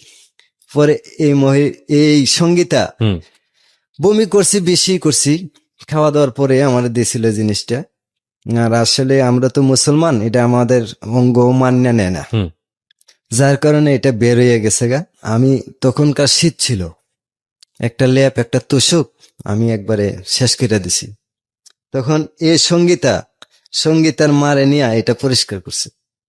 সারা রাত্র আমার দেখা ভালো করছে, আমার মাথায় পানি দিছে, তেল দিছে, ভালো করে আমার দেখাশোনা ভালো করেই করছে। আমার আস্তে আস্তে আরো ভালো লাগে। ওনার বড় ভাইয়েরা একজন 94 ব্যাটালিয়ন বিএসএফ এর দিল্লি বর্ডারে ছিল। আচ্ছা, বিএসএফ এর মেম্বার ছিল। হ্যাঁ, রাজীব দেববর্মা। সে আসছে, আসার পরে দেখলাম যে বোনকে খুব আদর করলো, সবাই আদর করে কর্ম ডাকে। একটাই বোন আছে, বড় গুলা বিবাহ হয়ে গেছে। একজন আসিল তখনকার কাশ্মীরে, আর একজন আগরতলা উদয়পুরে, সরি একজন আসিল এই নিজ গ্রামেই, পূর্ব পাশে পূর্ব জেলায় বাড়ি। আচ্ছা, যে কাশ্মীর তার বাড়ি আগরতলা উদয়পুর। ওকে, স্বামীর বাড়ি টিচার চাকরি সুবাদে কাশ্মীরে চাকরি করত। তখনকার এই মেয়েটার সাথে বললাম যে আমি তো মা বাবার বাড়ির যে লোকেশন আমি দেখতেছি, আমাকে নিয়ে মানে বেশি ভালো না, হয়তো আমার বাহিরে পাঠাই দিব, আর নয়তো ঢাকা বা যে কোনো একটা কাম কাজে দিয়ে দিব, হার পালবে না। মা বাবা বলে দিছে আমারে, হার পালবে না, পালতে পারে যদি ভালো হয়, নামাজ রোজা করি, আমাদের ইসলামের সব কালচারাল মান্য চলি, তাইলে পালবো, আর নয়তো আমার যে কোনো জায়গায় পাঠাই দিব। যদি দেখা না হয় তোমারে কে এসে পামো আমি? কয় আমরা যারে মন দেয় তার সাথে সংসার করে। আরে আমার মন দিছ, তাইলে আমার সাথে সংসার করবো তুমি? কহ করব, আমি তোমার মন দিছি, তোমার সাথে আমি সংসার করব, তা আমি চিন্তা করলাম সংসার করবো আমার সাথে, তার মানে আমি মুসলমান, তুমি ত্রিপুরা, রাইট, এই দেববর্মা। প্রশ্নটা আমাদেরও আছে, এবং হিন্দু তারা জি, ধর্মে। তো তোমার সাথে আমি সংসার করব। রাইট, আরে কিভাবে করা যায়, আমি তো মুসলমান, তুমি তো উপজাতি দেববর্মা এবং হিন্দু ধর্ম পালন করো। আমি বলছিলাম যে এটা কি, কয়টা দেবতা, যে দেবতা রুমে কি আমারে তুমি রাখবা? আমি তো আমার যখন নামাজ পড়ার সময় আমি যদি একটা কোনো কিছু মানে আমার একটু ভয় ভয় লাগে, আমি জীবনে এগুলো দেখি নাই। তখন সে বলল যে আচ্ছা ঠিক আছে, মানে এটা কোনো সমস্যা নাই, যেমন তোমার মসজিদ দেখলে আমি সালাম করি, তা আমার মন্দির দেখলে এই মুসলমানরা সালাম করে। ভারতে আগরতলা দেখছি এরকম বলতেছে, আগরতলা অনেক মুসলমান আছে। আমি ওনাকে প্রশ্ন করলাম মেয়েটাকে যে তুমি আমার সাথে সংসার কিভাবে পাতবা, আমি তো মুসলমান, আমার দেশ একটা বাংলাদেশ, তোমার দেশ ইন্ডিয়া আরেকটা দেশ। আমার মা বাপ যদি মান্য না অনে, যদিও বিয়ে আমার কাছে বসো বা আমি করি বা আমার সাথে সংসার করো, তাহলে তুমি ইন্ডিয়া আমি বাংলাদেশে, এখানে একটা আইনের ফারাক আছে। আমরা যেভাবে অবৈধভাবে সীমান্ত ফাঁড়ি দিয়ে আসা যাওয়া করি, এটা কারো চোখে অন্যায় না, কিন্তু আইনের চোখে এটা অন্যায়। আইনের চোখে অন্যায়। ৭১-এর মুক্তিযুদ্ধের পরে যেভাবে এই দেশের শরণার্থীরা আসা যাওয়া করতো, ঠিক ২০০৪ পর্যন্ত আমরা এইভাবে আসা যাওয়া করছি। খুব ভালো লাগছে, খুবই একটা মিলমিশা ছিল আমরা পার্শ্ববর্তী ইন্ডিয়ার সাথে। রাইট, প্রেক্ষাপট অনেকখানি চেঞ্জ হয়ে গেছে, সেটা আমরাও জানি। তারপরে কি বললো মেয়েটা, কি বললো? তখন মেয়েটা বলল আচ্ছা ঠিক আছে, আমি বলছি যে সংসার করা যায়, কোনো ব্যাপার না, দুইজনে ঘর থেকে বের হইলেই সংসার পাতা যায়, কিন্তু কিছু প্রস্তুতি দরকার। আর আমারও বয়স কম, আর ২০ বছর পূর্ণ হয়ে যাক, আর তোমারও 18 বছর পূর্ণ হয়ে যাক। কারণ ২০ বছর আগে বাংলাদেশের কোডে বিয়ে করাইবে না। আমরা যদি গোপনে কোনো কাজের কাছে যাই, টাকা খাইয়ে হয়তো বিয়ে করাবে, কিন্তু সে রেজিস্টার করবে না। আমার মাথায় এরকম একটা খেলা খেলতো। চিন্তা করতে করতে সে বলল যে তাইলে কি করা যাত, যদি আমার বিয়ে দিয়ে দে, যদি তোমার বিয়ে দিয়ে দে তখন বোঝা যাবে, আর যদি আমাকে পাইতেছে তাহলে আরো ১ বছর অপেক্ষা করতে হইব। এটা আপনি বললেন? জি। ওকে। তো এইভাবে ১ বছরের অপেক্ষার ভিতরে যদি আল্লাহ তোমারে দেখায় দেখতে পারবা, আর যদি না দেখায় দেখতে পারতে না, আমি তোমার বাড়িতে আসতে পারবো না, ওইখানেও কিছু শত্রু জন্মাই গেছে। এইভাবে তাইলে তোমার সাথে আমার কিভাবে দেখা হবে? আমি যারা পিউন বানাইছি হ্যাঁ তোমার বাইয়ের কাছে বইলা দিছে, বাই তোমার পিডাইছে, এখন তো আমার মাইরে ফেলাই দিব, আমার মা বাবার কথাই সত্যি হয়ে যাব। কি করা যায়?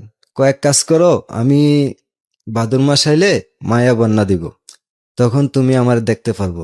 মায়া বন্যা মানে?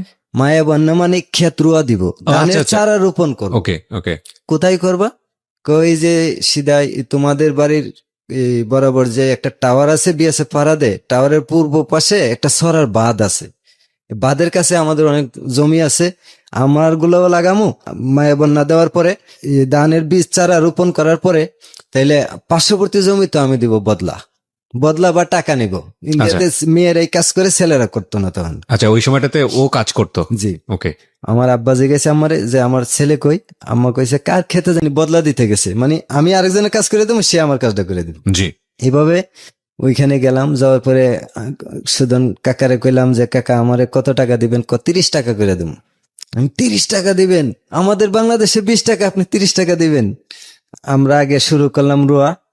আমি একটা ছেলে নিয়েছি বাংলাদেশ থেকে, শেখ ফরিদ, ওই শেখ ফরিদ রে নিলাম। জি। একজন গার্ড না থাকলে বা সঙ্গী না থাকলে ভালো লাগে না। নিলাম, নেওয়ার পরে আমরা সুন্দর করে আওলা লাগাই, মানে ডোর ছাড়া, সুতা ছাড়া, লাইন ছাড়া, যে যেমনি পরো লাগাই যাও। লাগাইতেছি, হঠাৎ করে ওই পাল দল আইছে, দলের ভিতরে আমি খুঁজতেছি আমার মানুষটারে, আমি ওই মানুষটারে দেখি না, কবিতারে দেখি, অনেকরে দেখি, কিন্তু সেরে দেখি না। হঠাৎ করে চাই দেখি অনেকগুলা পাঁচরা মাথায় বাইন্দা, মাথাটা খুব বড় করে আসে আইতেছে, শরীরে একটা কাজের পোশাক, খুব বড় হাতলা লম্বা একটা শার্ট গাও দিছে, আর পাঁচরা পরানো নিষ্ঠা। কেমন লাগছিল তখন? আমি দূর থেকে বুঝতে পারছি না যে সে কি শান্ত না নাকি কোনো বয়স্ক লোক, এরকম বোঝা গেছে কাজের ড্রেস যখন লাগাইছে। যখন কাছে আসছে তখন খুবই ভালো লাগছে, খুবই সুন্দর লাগছে, যা বাসা বলে বোঝানো যাবে না।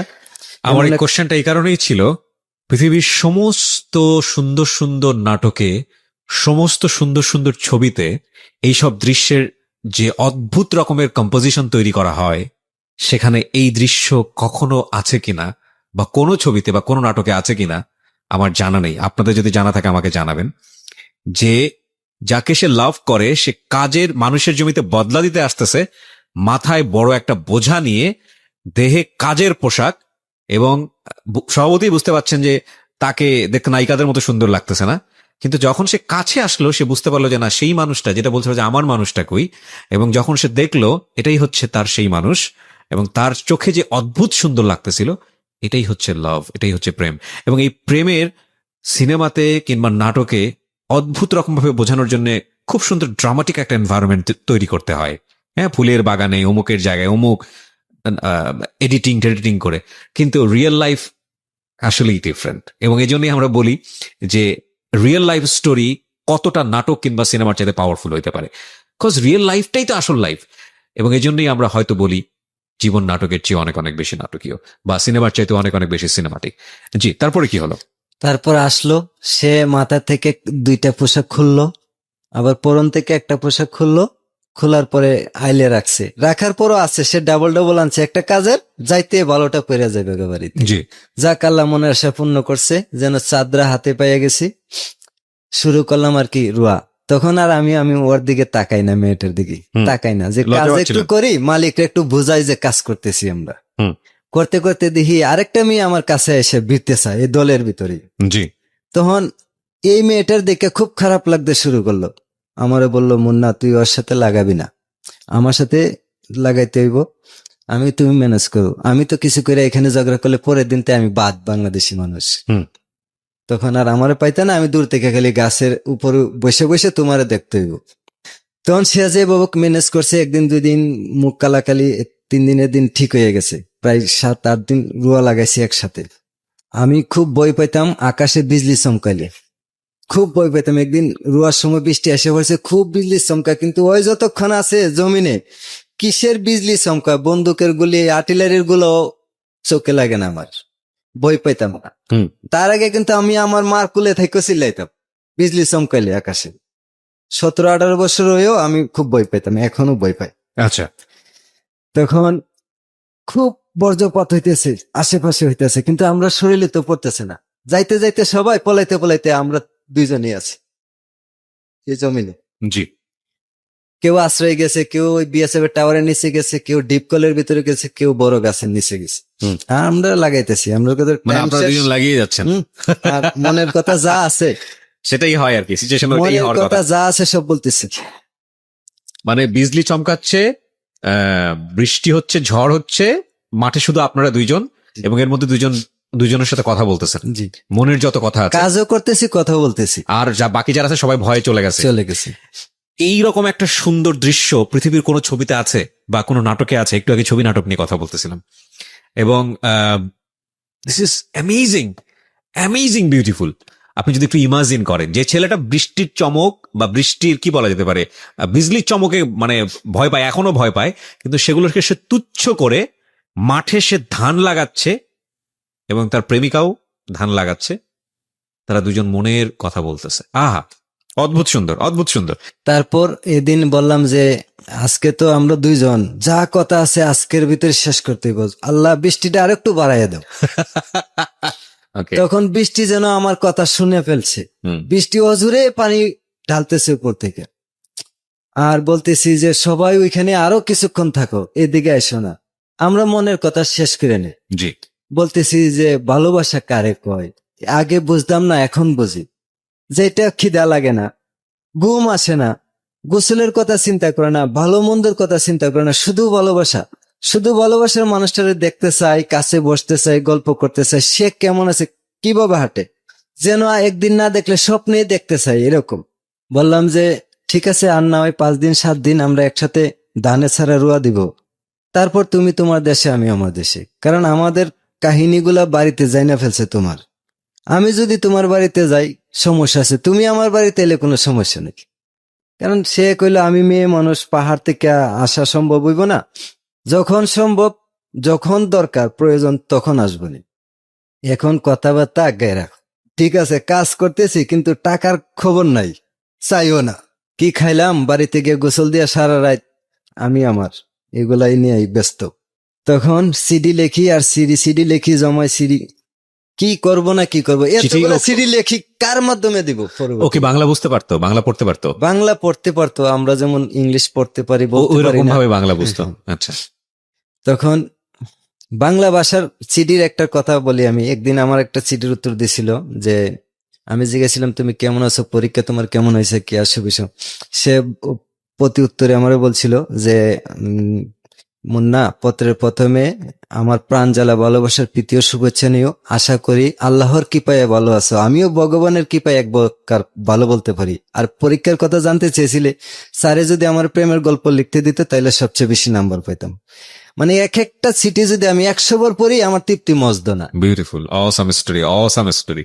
ওকে, তখন আমি বইলা দিলাম যে আর তো আমার দেখা পাইবা না, আমি তো আর 10 দিন 12 দিন রুয়া, তারপর শেষ।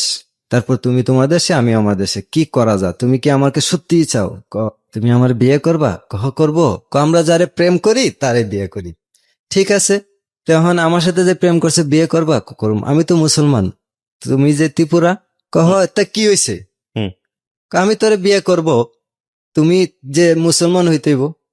হুম। তখন সে বলল, হ্যাঁ ঠিক আছে আমি মুসলমান হইব। তুমি মুসলমান হইলে তোমার মা বাবা যদি জানে তোমার কি জবাব? তোমারে কি করব? তুমি মুসলমান হইবা, আমার বিয়ে করবা, আমি তোমার কইলিয়ে যাবো তোমার দেশে।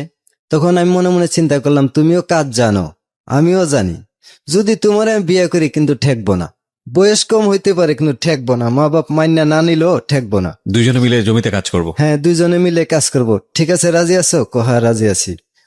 আমারে বলতেছে, মুন্না তুই ঘরে বসে বসে থাকবি, আমি তোরে কাজ করে খাওয়াইবো, আমি তোর মা বাবারে খাওয়াইবো কাজ করে, তুই শুধু বসে বসে দেখবি।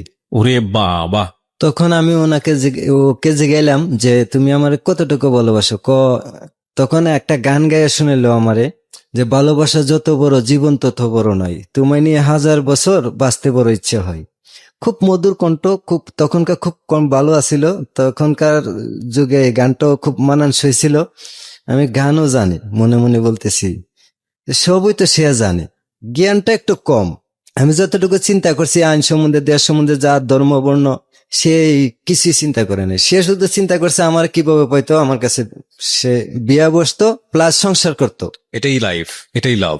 তখনকার সে আমার কথাতে আমি তাকে যেভাবে যুক্তি দিছি যে তুমি জাত ছাড়তে হইব, দেশ ছাড়তে হইব, মা ছাড়তে হইব, বাবা ছাড়তে হইব, তো ভালোবাসার টানে সবকিছু ছাইরে আমার কাছে যাইতে হইব নতুন আরেকটা জীবনে গিয়া। তুমি এখন যেভাবে জংলার সারা হরিণ, যখন তুমি খাঁচায় আটকাইয়া যাইবা তখন তুমি বুঝতে পারবা দুনিয়া কিভাবে চলে। তখন সে কইতাছে আমি সবকিছু মান্যা নিব, আমার বুঝাইতেছে তার বাসা দিয়ে, সে বাংলা জানতো না, যে আসলে আং নির্গুণী দেশ থাক না, আমি তোর দেশেই যাব। ঠিক আছে, তে কবে? কয় আজকে, এখনই। আমি কি না এখন না, একটা প্রস্তুতি নাও। তখন ঠিক আছে কালকে কালকেই দেখা করব। আচ্ছা ঠিক আছে, আজকে আমরা দুইজন, সন্ধ্যা হইলো, বৃষ্টিও শেষ হইলো, ওরা আর কাজে আইলো না, ওরা ওরার পথে গেছে, আমরা আমার পথে আই পড়ছি, যার যার বাড়ি গেছে। পরের দিন কইছে যে বাদে দেখা করতাম, বাদে গেলাম। যাওয়ার পরে আমি ওই আসে নাই। আমি মনে মনে বলছি আরে জংলার পশু কে আর পালা মানে পোষ মানে। হ্যাঁ, ধ্যাৎ, ওই তো এত আশা ভালোবাসা দিয়া আমারে বুঝায় আজকে আমারে বাদের পাগল করে বাদে বসাইয়া সে নাই। যা, অপেক্ষা করতে করতে হাজার হাজার মশার কামড় খাইলাম। মশা কামড়া না কি কামড়া বুঝি নাই আসলে। তখন আমি আসা পড়লাম বাড়িতে, আইসা মনে মনে সারা রাতে আমি খাইলাম না, খালি রাতে কাঁদলাম ওর জন্য। আচ্ছা, কাঁদলাম। আমার আম্মা এদিকে কইতেছে বাবারে এইভাবে কাঁদতেছিস কেন, কে মারছে, কে কিসে, কি হয়েছে, আমারে কো, মারে কো। মা, আমার মাও আমার সাথে কাঁদে। আমি বললাম না মা, এমন একটা জিনিস কাউকে বলা যাবে না, আমি তো মা এমন একটা পরীকে ভালোবাসি, পরী। এ পরীকে দেখছেন জীবনে? আম্মা কইল যে না পুত, পরীর গল্প শুনছি কিন্তু দেখি নাই। আমি আম্মা পরীর সাথে প্রতিদিন দেখা করি আম্মা, আমার তো পরী কোথায় জানি নিয়ে যায়, আমি কিছু বলতে পারি না। এরকম পরী আমার জীবনে দেখি নাই মা। কি থাইল্যান্ড, সিঙ্গাপুর, বিভিন্ন দেশের নাম বলে মানুষে, আমি তো মা যে পরীর দেশে গেছি, মা তো ভাববে যে পাগল হয়ে গেছে ছেলে। তখন আমারে প্রাথমিক একজন মমিন মুন্সি আছেন, একটা তাবিজ দিছে, কিছু পানি পরে খাওয়াইছে, আব্বা আইতুল করছি, সূরা পইরা, অনেক কিছু পইরা, যে জিন সূরা পড়ে হাত ধরছে। পইরা, হ্যাঁ আমার ফুটো দিছে। কিন্তু আমি তো কইতাছি না, ঠিক মা, আমি একজন ফরিককে ভালোবাসি, পরে সাথে আমার প্রেম, পরি আমার অনেক জায়গা নিয়ে যায়, কিন্তু একদিন আম্মা আপনাকে দেখাবো আমি। তো যা দেখাইছে, আমি কই ওই আমার রূপ ভালো, মা যখন কইছে দেখাইস, ঠিক আছে। আমি রাইতে আর ঘুমাইনি, আজান দিছে ফজরের। আমার একজন শিক্ষক আছেন আমার পাশের, আমার বেডে থাকতো, সে আমার নামাজে নিছে, নামাজ পড়তাম, আমি উজু করে নামাজ পড়ছি, আমি দাঁড়াই রয়েছি, সে সেজদা দিতেছে, উঠতেছে, রুকুত যাইতেছে, আমার তো খেয়াল নাই। হঠাৎ করে সাইডে সে বলতেছে আসসালামু আলাইকুম ইয়া রাহমাতুল্লাহ। তখন আমি টপ করে বললাম, বইয়া সে মানে বুঝতে নামাজের বলল, ভিতরেও আপনার সেন্সটা আসতেছে না। সে বুঝতে বললো যে আমি তো আসলে নামাজ পড়ি নাই, আমি তো জাস্ট দাঁড়াই রয়েছি। সে আরেকজন আকামত দিছে, দুইজন নামাজ পড়তেছে, আমি দাঁড়াই রয়েছি ফজরের নামাজ। তখন আমার তো ফোন দিয়ে আটতেছি, কালকে কথা দিয়ে কথা রাখলো না, আজকে কি আমি বাড়িতে যাবো না, বললাম যে তোমার মতো মানুষ আমার দরকার নাই, বা তোমার কি সমস্যা হয়েছিল আগে বুঝিয়া বললে দিতাম, যে তুমি যদি আমার না চাওতে দাও, আমি আর আমার জীবন নিয়ে খেলামেলা করবো না। আমি এই ধরনের একটা চিন্তা ভাবনা করতেছি, তারপরও মন মানে না। সকালবেলায় গেলাম, গিয়ে বড় এক গাছের উপর উঠলাম বাংলাদেশে, ওইটা কিছুই দেখা যায় না। সকালবেলা পাহাড়ের উপরে কিছু দেখা যায় না।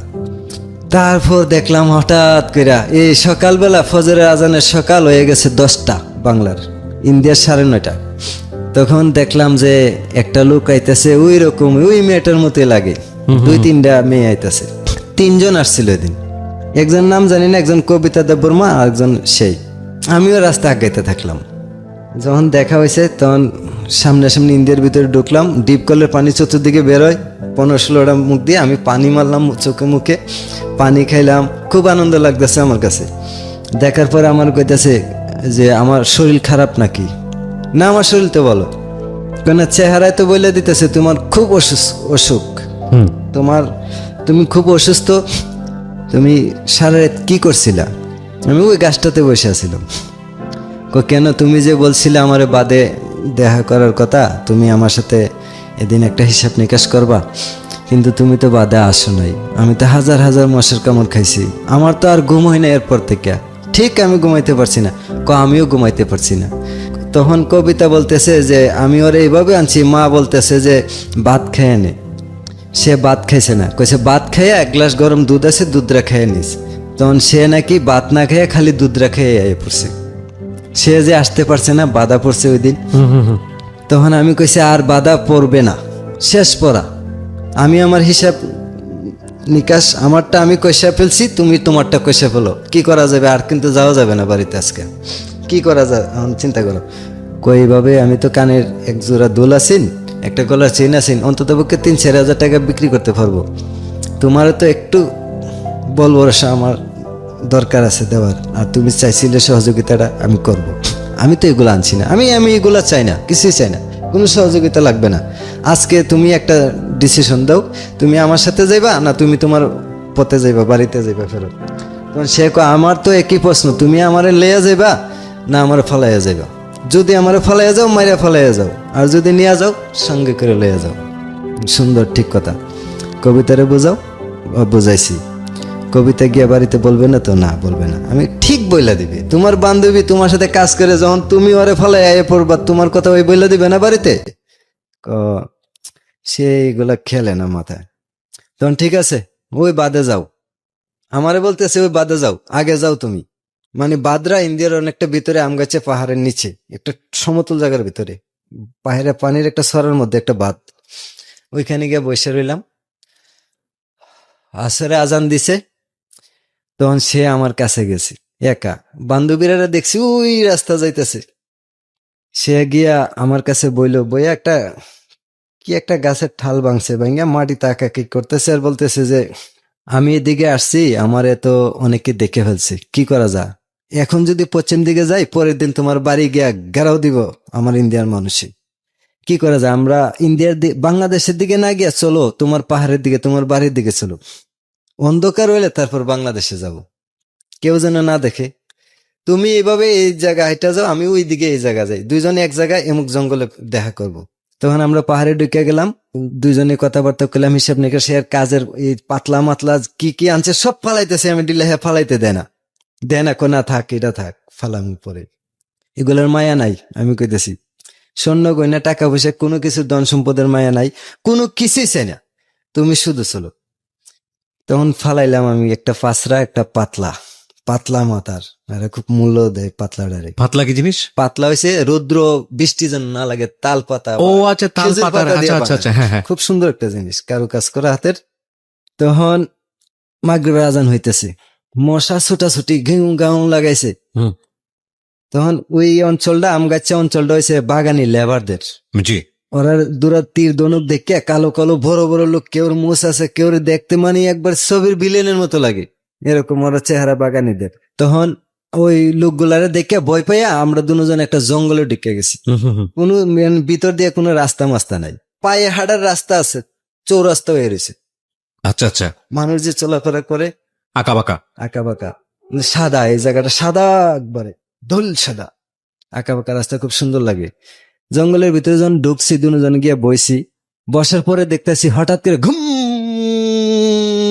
একটা শব্দ হইলো, মাথার উপরে চাইয়া দেখি এই বড় এক বেঙ্গলের বাসা। ও ওকে ওকে। একবারে আমাদের হাতে মাথায় শরীরে লাগতেছে, কিন্তু একটা বেঙ্গল আমাদেরকে একটা কামড় দেয় নাই। আচ্ছা। আমরা এখানে বসে রয়েছি, চুপ, লড়ে না, লড়লে শব্দ পাইলে কিন্তু শিয়াল কয়ে তীর মারলে শেষ, পেটের সামন দিকে ঢুকলে পিছন দিকে বেড়ে যাবে, এমন তীর বাগানিরা বানায় বিষাক্ত ইস্পাত দ্বারা। তখন এই বয়ে আমরা ওই বেঙ্গলের বাসার থেকে লড়ি না, নিচের দিকে তাকায় দেখি আমরা যেখানে বসে রয়েছি পাহাড়ের ভিতরে এক ধরনের একটা সেলা বাস করে। জি। এই সেলাটার ওজন কোনোটা 100 গ্রাম হয়। সেলা একটা জামার ভিতরে ঢুকে গেছে। হুম, ভয়ানক জিনিস, তো বারুদের মতো পুড়তে পুড়তে যায়। যখন আমার তো সহ্য হইতেছে না, আমি এই মুহূর্তে আমার জামাটা খুলতেও পারতেছি না। যে এখনো আমরা বিয়ে শাদী হয় নাই, যে জিনিস সে দেখার উপযুক্ত না, আমি দেখাইতে পারতাম না। জাস্ট আমি পাউডার একটু সোজা করবো, এইভাবে সোজা করতে দিয়ে দুইজন লোক তীর ধনুকলে দূর দিল আমার সামন দিয়া। আমরা যে এখানে জঙ্গলে আছি 10-12 হাত দূরে, কিন্তু সাদা পায়ের রাস্তাটা, চৌরাস্তাটা আমি জানি না, ওর জানা আছে, ইন্ডিয়ার মানুষ জানা আছে এটা, এদিকে চৌরাস্তা আছে, আমি জানি না। তখন চেলাটা আস্তে আস্তে এভাবে বাড়িয়ে বাড়িয়ে আমার হাতের এখানে আইলো, আয়া আমার চোখের দিকে এভাবে তাকাইলো, আমার চোখে চোখে ছেলেরা তাকাইছে। তাকাইবার পরে আমি মনে মনে আমার খাইস না, আর খাইলে খাইলা, কিন্তু ওরা যেন তীর দিয়ে না মারতে পারে। ছেলেটা হঠাৎ করে না একটা পাতার মাঝে উঠতে বাইয়ে বাইয়ে গেছে গা। নিচে চাইয়া দেখি পাহাড়ের আরেকটা বিষ মাদাইল আছে লাল। এটা সেনাবাহিনী যেভাবে টহল করে পার্বত্য অঞ্চলে, সেম ভাবে 20 হাত 10 হাত 2 হাত দূর দূর থাকে, এই বিষ মাদালটাও এরকম লাল, এটা বড় লাল। কি এটি প্রাণী, এটা পিঁপড়া জাতীয় একটা প্রাণী। আচ্ছা ওকে। কিন্তু এটার কামড় দিলে না, পিঁপড়া কামড় দিছে ব্রাহ্মণবাড়ি আগুন লাগছে, এই কথা না করলে বীর জানে নাকি। ওকে, মানে এত বিষাক্ত, এত বিষাক্ত। মানে বেঙ্গলের ভিতরে বল্লা আছে, খুদে বল্লা আছে, বেঙ্গল আছে, বেঙ্গল হয়েছে সর্বোচ্চ, পিঁপড়াদের ভিতরে এটা হয়েছে পিঁপড়া রাজা সর্বোচ্চ। ওরে বাবা, লাল। তারা যদি একটারে না জানা অবস্থা পাড়া দেন, আপনার কিছু করবে না। আর জান না আপনি একটা পিঁপড়া পাড়া দিছেন, তে আপনারা একটা কামড় দিলে 3 দিন পর্যন্ত জ্বলবে এই জায়গাটা, এত করা। কিন্তু একটা পিঁপড়াও কামড়ায় নাই আমরা। দুজন পিঁপড়ার বাসার উপরে বেঙ্গলের নিচে বসে আছিলাম। বেঙ্গলের অনেক, এই যে বেঙ্গল যখন ছোট অবস্থা থাকে, পোকাটা যখন মারা যায়, তখন বেঙ্গলে মুখ দিয়ে টাইনা যেভাবে কেটে বের করে ফেলাই দেয়, না ডাইকা দিয়ে মোম দিয়া, আর যেটা নিচে ফেলা, এটা খাওয়ার জন্য পিঁপড়া গুলা এখানে আসতে না গেছে। ওকে, আমি এটা বুঝতে পারছি। যাক, আল্লাহর অশেষ মেহেরবান। কিন্তু আমরা একটা পিঁপড়া একটা বললো কামড় দিছে না। মানুষ যখন দৌড়াদৌড়ি করে ছোটাছুটি করে যার যেমনি চলে গেছে, অন্ধকার হয়ে গেছে। তখন আমরা যে পথে এখন বাংলাদেশের উদ্দেশ্যে রওনা করবো দুজন এক মনের মানুষ হয়ে, তখন সে বলল ঠিক আছে যা, আল্লাহ যা রাখছে বড় তো। সে তো আল্লাহ কয় না, ভগবান কয়। চল, কোন পথে যাবো? তুমি যে পথে নাও। আমি চিন্তা করলাম যে পথে মানুষ চলাচল করে এই পথে যাওয়া যাবে না। হঠাৎ একটা মানুষ সামনে পড়লো, আপদ, কাটা সাটা পানি, একটা সরা আছে বললাম না, এই সরার সূত্র ধরলাম, কিছুটা সরাও হারছি, আঁকা বাঁকা পথ, কিছু কাটা মাটা এসে আমরা বিচ্ছি, কিন্তু বুঝি নাই কাটা যে লাগছে। তা আপতে যে বাবুক আমরা বাংলাদেশের ঢুকে গেছি গা। বাংলাদেশের রাইতে বেলা ঢোকার আগে একটা বিএসএফ এর গাড়ি একটা খুব দ্রুতই আমরা বরাবর ব্রেক করছি, মনে মনে কইছি শেষ, দেখতে লাইছে একটা গুলি দিব শেষ। বিএসএফ এর গুলির অর্ডার লাগে না, গুলি করলে শেষ। এরা লাস্টে নিয়ে ফুসমোডম করে, একটা গুলি এমন অনুষ্ঠানের দাম কত, একটা ফুসমোডম করলে কি কি জিনিস পাই আমি চিন্তা করতেছি তখন। একটা গুলির করলে গুলিটা অল্প টাকা হয়তো 500-1000 টাকা হইলো, কিন্তু একটা মানুষের গুরুত্বপূর্ণ 2টা অঙ্গ, চক্ষু, লিভার, কিডনি, অনেক জিনিস আছে আমি যেগুলা জানি না, এগুলা খুলে নিয়ে যায় পোস্টমর্টমের মাধ্যমে। পরে লাশটা আয়া প্যাকেট হিসেবে পচা একটা লাশ ফেরত দেয় প্লাক মিডিয়াম। এই জিনিসটা চিন্তা করে আমার স্তব্ধ হয়ে গেলাম। দাঁড়াইলাম 1 মিনিট, এমনিতে গাড়িটা আবার গেছে গা। আমরা দেখছে গাড়িটা একটা টান দিয়া ক্যাম্পে গেছে। ক্যাম্পটা মনে করেন আমাদের কাছ থেকে প্রায় 500 গজ দূরে বিএসএফ ক্যাম্প, আর 500 গজ দূরে বিএসএফ ক্যাম্প। মোট 1000 গজের ভিতরে এক পাশে বিএসএফ, এক পাশে বিজিবি ক্যাম্প। আর 1000 গজ জায়গাটা হয়েছে পাকা রাস্তা, সীমান্ত পাকা রাস্তা। এটা বাংলাদেশ, এটা ইন্ডিয়ার পাকা রাস্তা। জি। খুব সুন্দর একটা জায়গা। এটা বর্তমানে তারকাটার পশ্চিমে পড়ছে, তারকাটা গেছে পিছনে। এটা একটা বাংলাদেশের একটা পার্কের মতো হয়ে গেছে, পর্যটন এলাকা হয়ে গেছে। ঢাকা থেকেও মানুষ যাও ওই বর্ডার দেখতো, এখানে গিয়ে হাঁটে। তখন আমরা আসিয়া আমাদের বাংলাদেশে অনেক জমিতে চীনা বাদাম আছে। আমি একটা বাদাম গাছ উঠাইলাম, কার জমি থেকে জানি না, উঠাই আসিরা কাঁচা বাদাম 4-5টা খাইলাম, খাইয়া ফালাই দিলাম বাকিটা। চিন্তা করছি এখন কইলে যাবো, আমার কাছে 1 টাকা নাই, আমি 1 টাকা রুজি করি না। তারপরে ওকে বাদাম ক্ষেতের একটা আইলের মধ্যে বসাইলাম। এই বাদাম ক্ষেত্রে আবার ভারতীয় একটা ছড়া, এখন এক সময় একটা ছড়া গাঙে ছিল মোটামুটি ছড়ার মতো, এখন এটা মরা গাং, মরা ছড়া। এটার পরে বসাই আমি চিন্তা করলাম টাকা পয়সা ছাড়া তো পশ্চিম দিকে যাওয়া যাবে না, আর আমার কাছে 1 টাকাও নাই, আমি কি কইরা মানে ওকে কোথায় নিয়ে যাব আমি চিন্তা করে পাইতেছি না কিছু। কিন্তু ওনাকে আগে আমি বুঝাইছিলাম মেয়েটাকে যে তোমাকে যদি নিয়ে যায় সীমান্ত আইনে মামলা হবে, অপহরণ মামলা, বিভিন্ন ধরনের মামলা হয়রানি করতে পারে আমার কিন্তু প্রস্তুতি ওই রকম কোমর মোটা না, শক্তিশালী না, আমি একবারে দুর্বল, একবারে ধানের শীষের মতো। তখন সে কইলো আচ্ছা ঠিক আছে, আমার কাছে 200 টাকা আছে ইন্ডিয়ার, 200 টাকা দিয়ে আমি কি করব, এটাকে তো বাংলাদেশ অচল, চলবে না। আচ্ছা ঠিক আছে তুমি বসো, আমি আবার ইন্ডিয়াতে যাই, যার কাজ করছি তার কাছে যাই, দেখি এ টাকাটা নি বাঙ্গানি যা, আর আমরা যে কাজ করছি কিছু টাকা নিয়ে আনা যায়। যখন গেলাম সুদন কাকার বাড়িতে দৌড়াইয়া, বিডিআর ক্যাম্পের কাছে। ইন্ডিয়াতে কারেন্ট আছে, বাংলাদেশে কারেন্ট নাই। ইন্ডিয়ার কারেন্টের আলোয় দেখা যায় এখানে একটা জাতির শ্রেণীর মতো কাঁঠাল গাছ আছে, পুরান কাঁঠাল গাছটার গোড়ায়। আমি গিয়ে 1 মিনিট দাঁড়ায় দেখলাম ডাইনে বামে বিজিবি অথবা বিএসএফ আছে কিনা, কারণ এখানে যেহেতু বাঙালির আছে বিএসএফ থাকতে পারে। তখন একটু সামনে গেলাম, সামনে আগাইতে আগাইতে কেউ নাই, তখন দিয়ে আমার আর চিনবেই না আমি যে বাংলাদেশের মানুষ। তখন আমি ভিতরে ঢুকলাম, গিয়া পাইলাম ওই সুদন কাকার বাতিজা একজন বাইস্তা সজল। কইলাম সজল দা কাকা কই? কাকা তো পারে না। আমি তো এত মরছি রে ভাই, আমি তো মরছি, আমি তো শেষ। কি হয়েছে ভাই? আমার ছোট ভাই টেম্পো অ্যাক্সিডেন্ট করছে, তখন সিনজি নাই, টেম্পো অ্যাক্সিডেন্ট করছে, ভাইয়ের তো হাত পাও ভাঙ্গা গেছে, এখন তো হসপিটাল নিয়ে যাইতে অনেক টাকা দরকার, এখন এমনি তো টাকা দিবে না, আমি যে কাজ করছি কাজের কিছু টাকা দেন। জি। তখন কইলো কাকা তো নাই, কাকা তো বাসাত নাই, কাকা ওই সিপিএম না কংগ্রেসের মিটিং এ একটু বাহিরে গেছে, ইন্ডিয়াতে রাজনীতি, এখন কি করা যায়? আমি কই দেখো রাত পয়লে তোমার মুখ আমি দেখবো, আমার মুখ তোমরা দেখবা, কারণ 2টা দেশ হলো পাশাপাশি, আমরা 2 ধর্মের মানুষ হলো জাত একটা, বাঙালি। কিন্তু আজকে আমার অসুবিধা, কালকে তোমার হইতে পারে। আজকে আমার যদি কিছু সহযোগিতা করো, আমি না ওই কালকে তোমার এটা উদ্ধার করে দিলাম, পরবর্তীতে যাই দিবা, কিন্তু কাজের টাকাটা কাকা থাকলে নিয়ে যেতাম। তখন কইতেছে আচ্ছা ঠিক আছে, আমি 400টা টাকা দেই তোমারে, কাকার থেকে আমি নিয়ে নিব। আচ্ছা দাও ভাই, সজলদা দাও, দিল। আবার কাকির দ্বারে গিয়ে গেলাম, কাকি আমার তো 500 টাকা হইলে একটা মিলতো। পরে কাকি কইল রে আমার দ্বারা বাংলাদেশে 100 টাকা আছে, নিবা? আমি কেছে হ্যাঁ নিব, দেন। পরে দিছে। তখন তার বাবার বাড়িও বাংলাদেশে কাকির।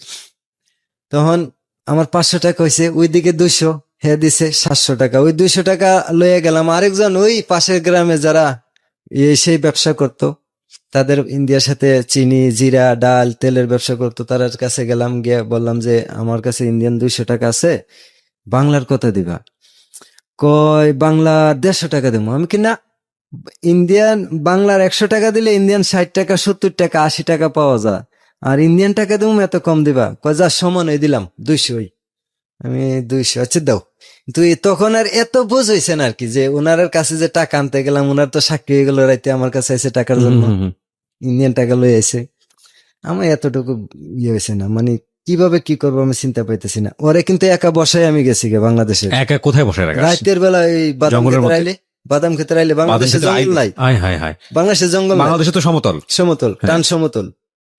আমাদের এলাকা বন্যার পানি লাগে না, আমরা পানি দেখতে 200 টাকা গাড়ি ভাড়া লাগে।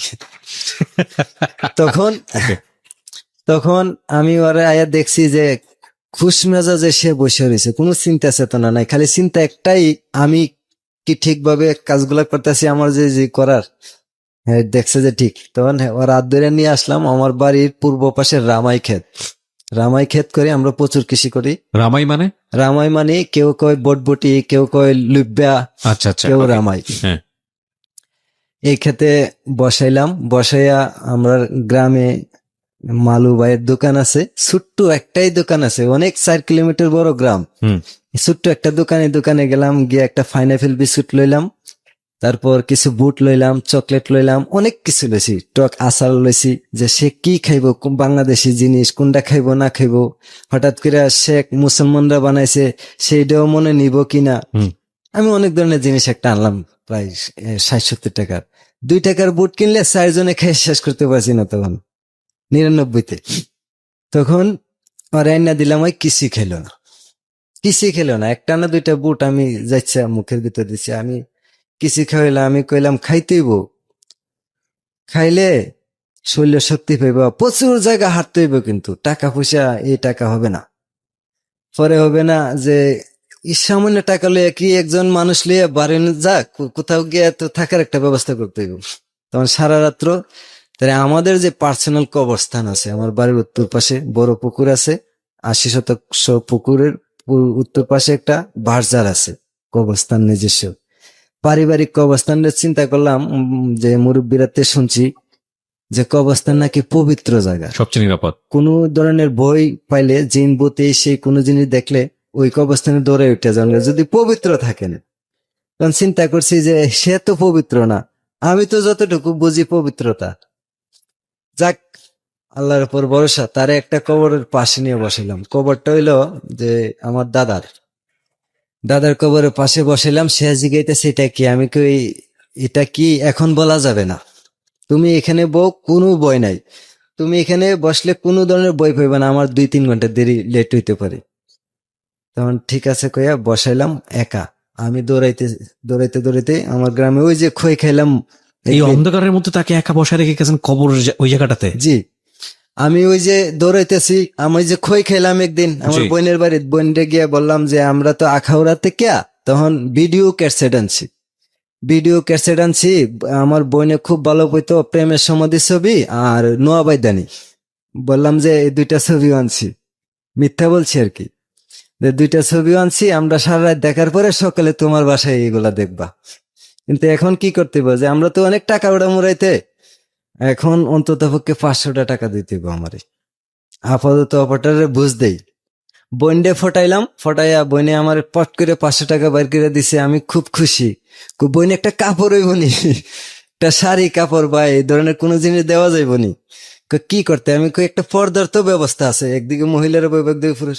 না, ছেলে মেয়ে একসাথে বসে দেয় গ্রাম অঞ্চলে, লাগবে না, আমি আর ফটাইতে পারছি না, নিতে পারছি না। বাসায় এলাম, আম্মারে বলতেছে, আম্মা কফুত কিরে তোর মানে হায়ু তাস কি হয়েছে, মার কাছে কয়ে এলাও বাবা, কি হয়েছে মার কাছে কয়ে এলাও। মার কাছে যদি না কও তাইলে বিপদে পড়বো, আর মার কাছে কইলে সবকিছু ধরবো না। মা কিছু হয়েছে না, মা আমার একটু আখাউড়া যেতে বিসিডি আনছিলাম, এটা একটু ডিস্টার্ব দেখা দিছে, কিছু টাকা পয়সার দরকার, আর আমার বালা একটা পোশাক দরকার। তখন আমার একটা জিন্সের pant, navy blue sunscreen shirt, আর আম্মা এক জোড়া জুতা ঠামাই রাখছেন, এগুলা নামাই দিছে। ফুত তারপরে কইয়া যা, 4টা ভাত খায়, আমি 2 নলা মা রাতের ভাত মা দিছে, আমি খুব কষ্ট করে খেয়েছি। আমার ভিতরে তো জানা আমি আরেকজনের উপাস ফালাইয়া রাখছি। তখন আমি মারে যে বাবক পরে কাপড় চোপড় লইলাম, তারপরও মা দৌড়াই ফুট দ্বারা পুকুর পরে দৌড়াই আসলো, কইতেছে পুত, আবার জিগাইতেছি যে মার কাছে কই এলা পুত, মার জানি কেমন লাগতেছে। আমি বলি, না মা চিন্তা থাকেন, আপনার ছেলের দরবার জীবনে আসে বাড়িত না, আর আসবে না, আর যদি আসে একটাই আসবে। কইয়া আমি দৌড় দিলাম। হুম। দৌড়াইয়া যখন সব ঘুমাই গেল বাড়ির, আমি ওর কাছে গেলাম, গিয়া বসলাম, বৈশা ওরে এই যে কবরস্থানটা পার হইতাছি। আমাদের যে দাদা মক্তবগড় দিয়ে গেছে পুকুরের পশ্চিম পাশে 40% জমি সহ, জি। এই মক্তবগড়টার দরজা জ্বালানো আছে, কিন্তু বাহির থেকে কোনো লক নাই, ভিতর দিকে লক, আর একটা এমনি চাপায় রেখে দেয়। মসজিদ তো মক্তব, তখন দাড়ি সাড়ি সবকিছু আছে, মক্তবে কোরআন শরীফ পড়ে। তখন ওরে ওই এই জায়গা পার করে আইনা করলাম, তোমরা যেখানে বসেছি এটা কবরস্থান। কবরস্থান কি, কবরস্থান কি? আমি কবরস্থান তোমার আর কি দিয়ে বোঝামু? তোমরা মরলে কি করে, মরলে মানুষ মরলে কি করে? আমরা অনেকের তো পুরাইয়ে দেয়। আমি কি তোমরা পুরাইয়ে দাও, এটার কি বলো? শ্মশান। আমরা মানুষ মরলে এখানে মাটি দেই, এটারে বলে কবরস্থান। তুমি ভয় পাইছি নি? না, কই এখানে তো আমার খুব আনন্দ লাগছে, ভালো লাগছে কইতেছে। আমি কি হ্যাঁ, এটা ভালো জায়গা, পবিত্র জায়গা। তখন এটা কি ঘর? এটাও তোমাদের যে বাড়ির কাছে একটা স্কুল ঘর আছে না, এরকমই শিশুদেরকে শিক্ষা দান, পাঠশালা শিক্ষা দেয়। তখন বলতেছে যে এখানে কি ঘুমানো যাইবো? আমি কি ঘুমানো যাইবো, তুমি একটু শুয়ে রেস্ট নাও। কিন্তু কারেন্ট 3টা বাজে আমরা এখান থেকে রওনা দেবো পশ্চিম দিকে অজানার উদ্দেশ্যে। তারপর 3টা বাজার আগে, এই 10 মিনিট আগে আমি ওর কাছে গেলাম। ওই কিন্তু একা একা মক্তবে একাই রাখছি, রেখে আমি একটু শোয়ার সিস্টেম দেখাই দিয়ে পশ্চিম দিকে মাথা দিতে হইব, দিয়ে আমি বেরিয়ে গেছি। বেরিয়ে আমি কি জানি ভাবতেছি, কি জানি আমি হিসাব মিলাইতেছি, কি করতে পারি, কোন দিকে যাইতে পারি, কোন আত্মীয়র বাড়িতে গেলে ভালো হইব, কোন দিকে গেলে ভালো হইব না, কোন দিকে গেলে খারাপ হইব, এই ধরনের একটা চিন্তা আমার মাথাতে। এখন তো আমি অভিভাবক, গার্জেন ওই মেয়েটার, তার মা ইজ্জত, সই সম্মান সবকিছু আমার হাতে। আমি ছোট্ট কম বয়সে আমার মাথার এত বড় একটা ঝুঁকি, এটা আমি ঝুঁকি নিব, দুর্যোগ। কিন্তু ভালোবাসার কাছে কোনো দুর্যোগ হার মানে না, দুর্যোগের কাছে ভালোবাসা হার মানে না। তখন তারে নিয়ে হাঁটতে হাঁটতে হাঁটতে হাঁটতে 4 কিলোমিটার হাঁটলাম পশ্চিম দিকে, সোজা হরিণকুলার বুক সিরা সীমান্ত, একবারে 0 পয়েন্ট থেকে একবারে পশ্চিম ঢাকা শহরের সংযুক্ত একটা রাস্তা। এই রাস্তা কাঁচা রাস্তা, এখনো কাঁচা। এই রাস্তা হাঁটতে হাঁটতে হাঁটতে হাঁটতে আমার বড় বোনের বাড়িতে আসলাম, কালিকাপুর। ভাবছি মেয়েটা তো ভারতীয় উপজাতি পোশাক নিয়ে আসছে, এখন কিভাবে এই পোশাক নিয়ে আমরা এই মেলে ঢুকবো, একটু চিন্তা কইরা বড় বোনের বাড়িতে গিয়ে ফজর নামাজের আজানের আগে ডাকতেছি, আপা আপা দরজা খুলেন। দুলাভাই আফা দরজা খুললো, খুললে আফায় কইতাছে, এ কি দেখলাম? দুলাভাইরে কইতাছে, এটা কি? মেয়েটারে দেখা। তখন আমি কইলাম, এটা তোমার ভাইয়ের বউ। আফারে কইলাম, কয় কি কস, আমার মাথাতে এক কলসি পানি দে। বড় আফা বলতেছে। তখন ঠিক দুলাভাই পানি দিল আফার মাথায় 1 জগ দিয়া।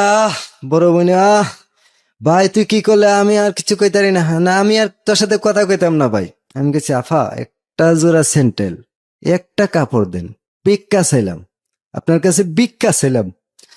আফা সিরা 1 জোড়া সেন্টেল এনে দিছেন, সিরা একবারে সিরা, তার দিয়ে বাঁধা সিরা একটা কাপড় এনে দিছে।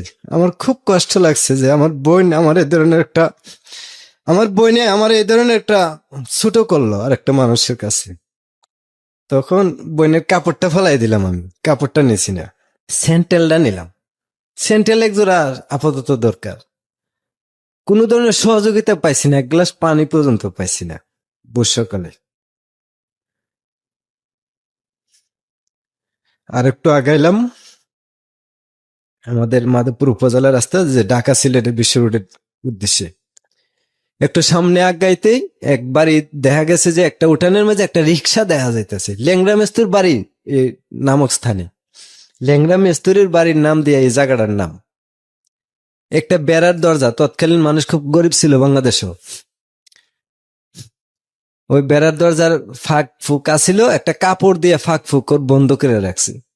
এই কাপড়টা টাইনে গিয়ে বাইর করলাম। আমি চিন্তা করলাম, এখন যদি কাপড়টা আমি সরাই তাহলে রিক্সাটা পাবো না, সহযোগিতাটা পাবো না।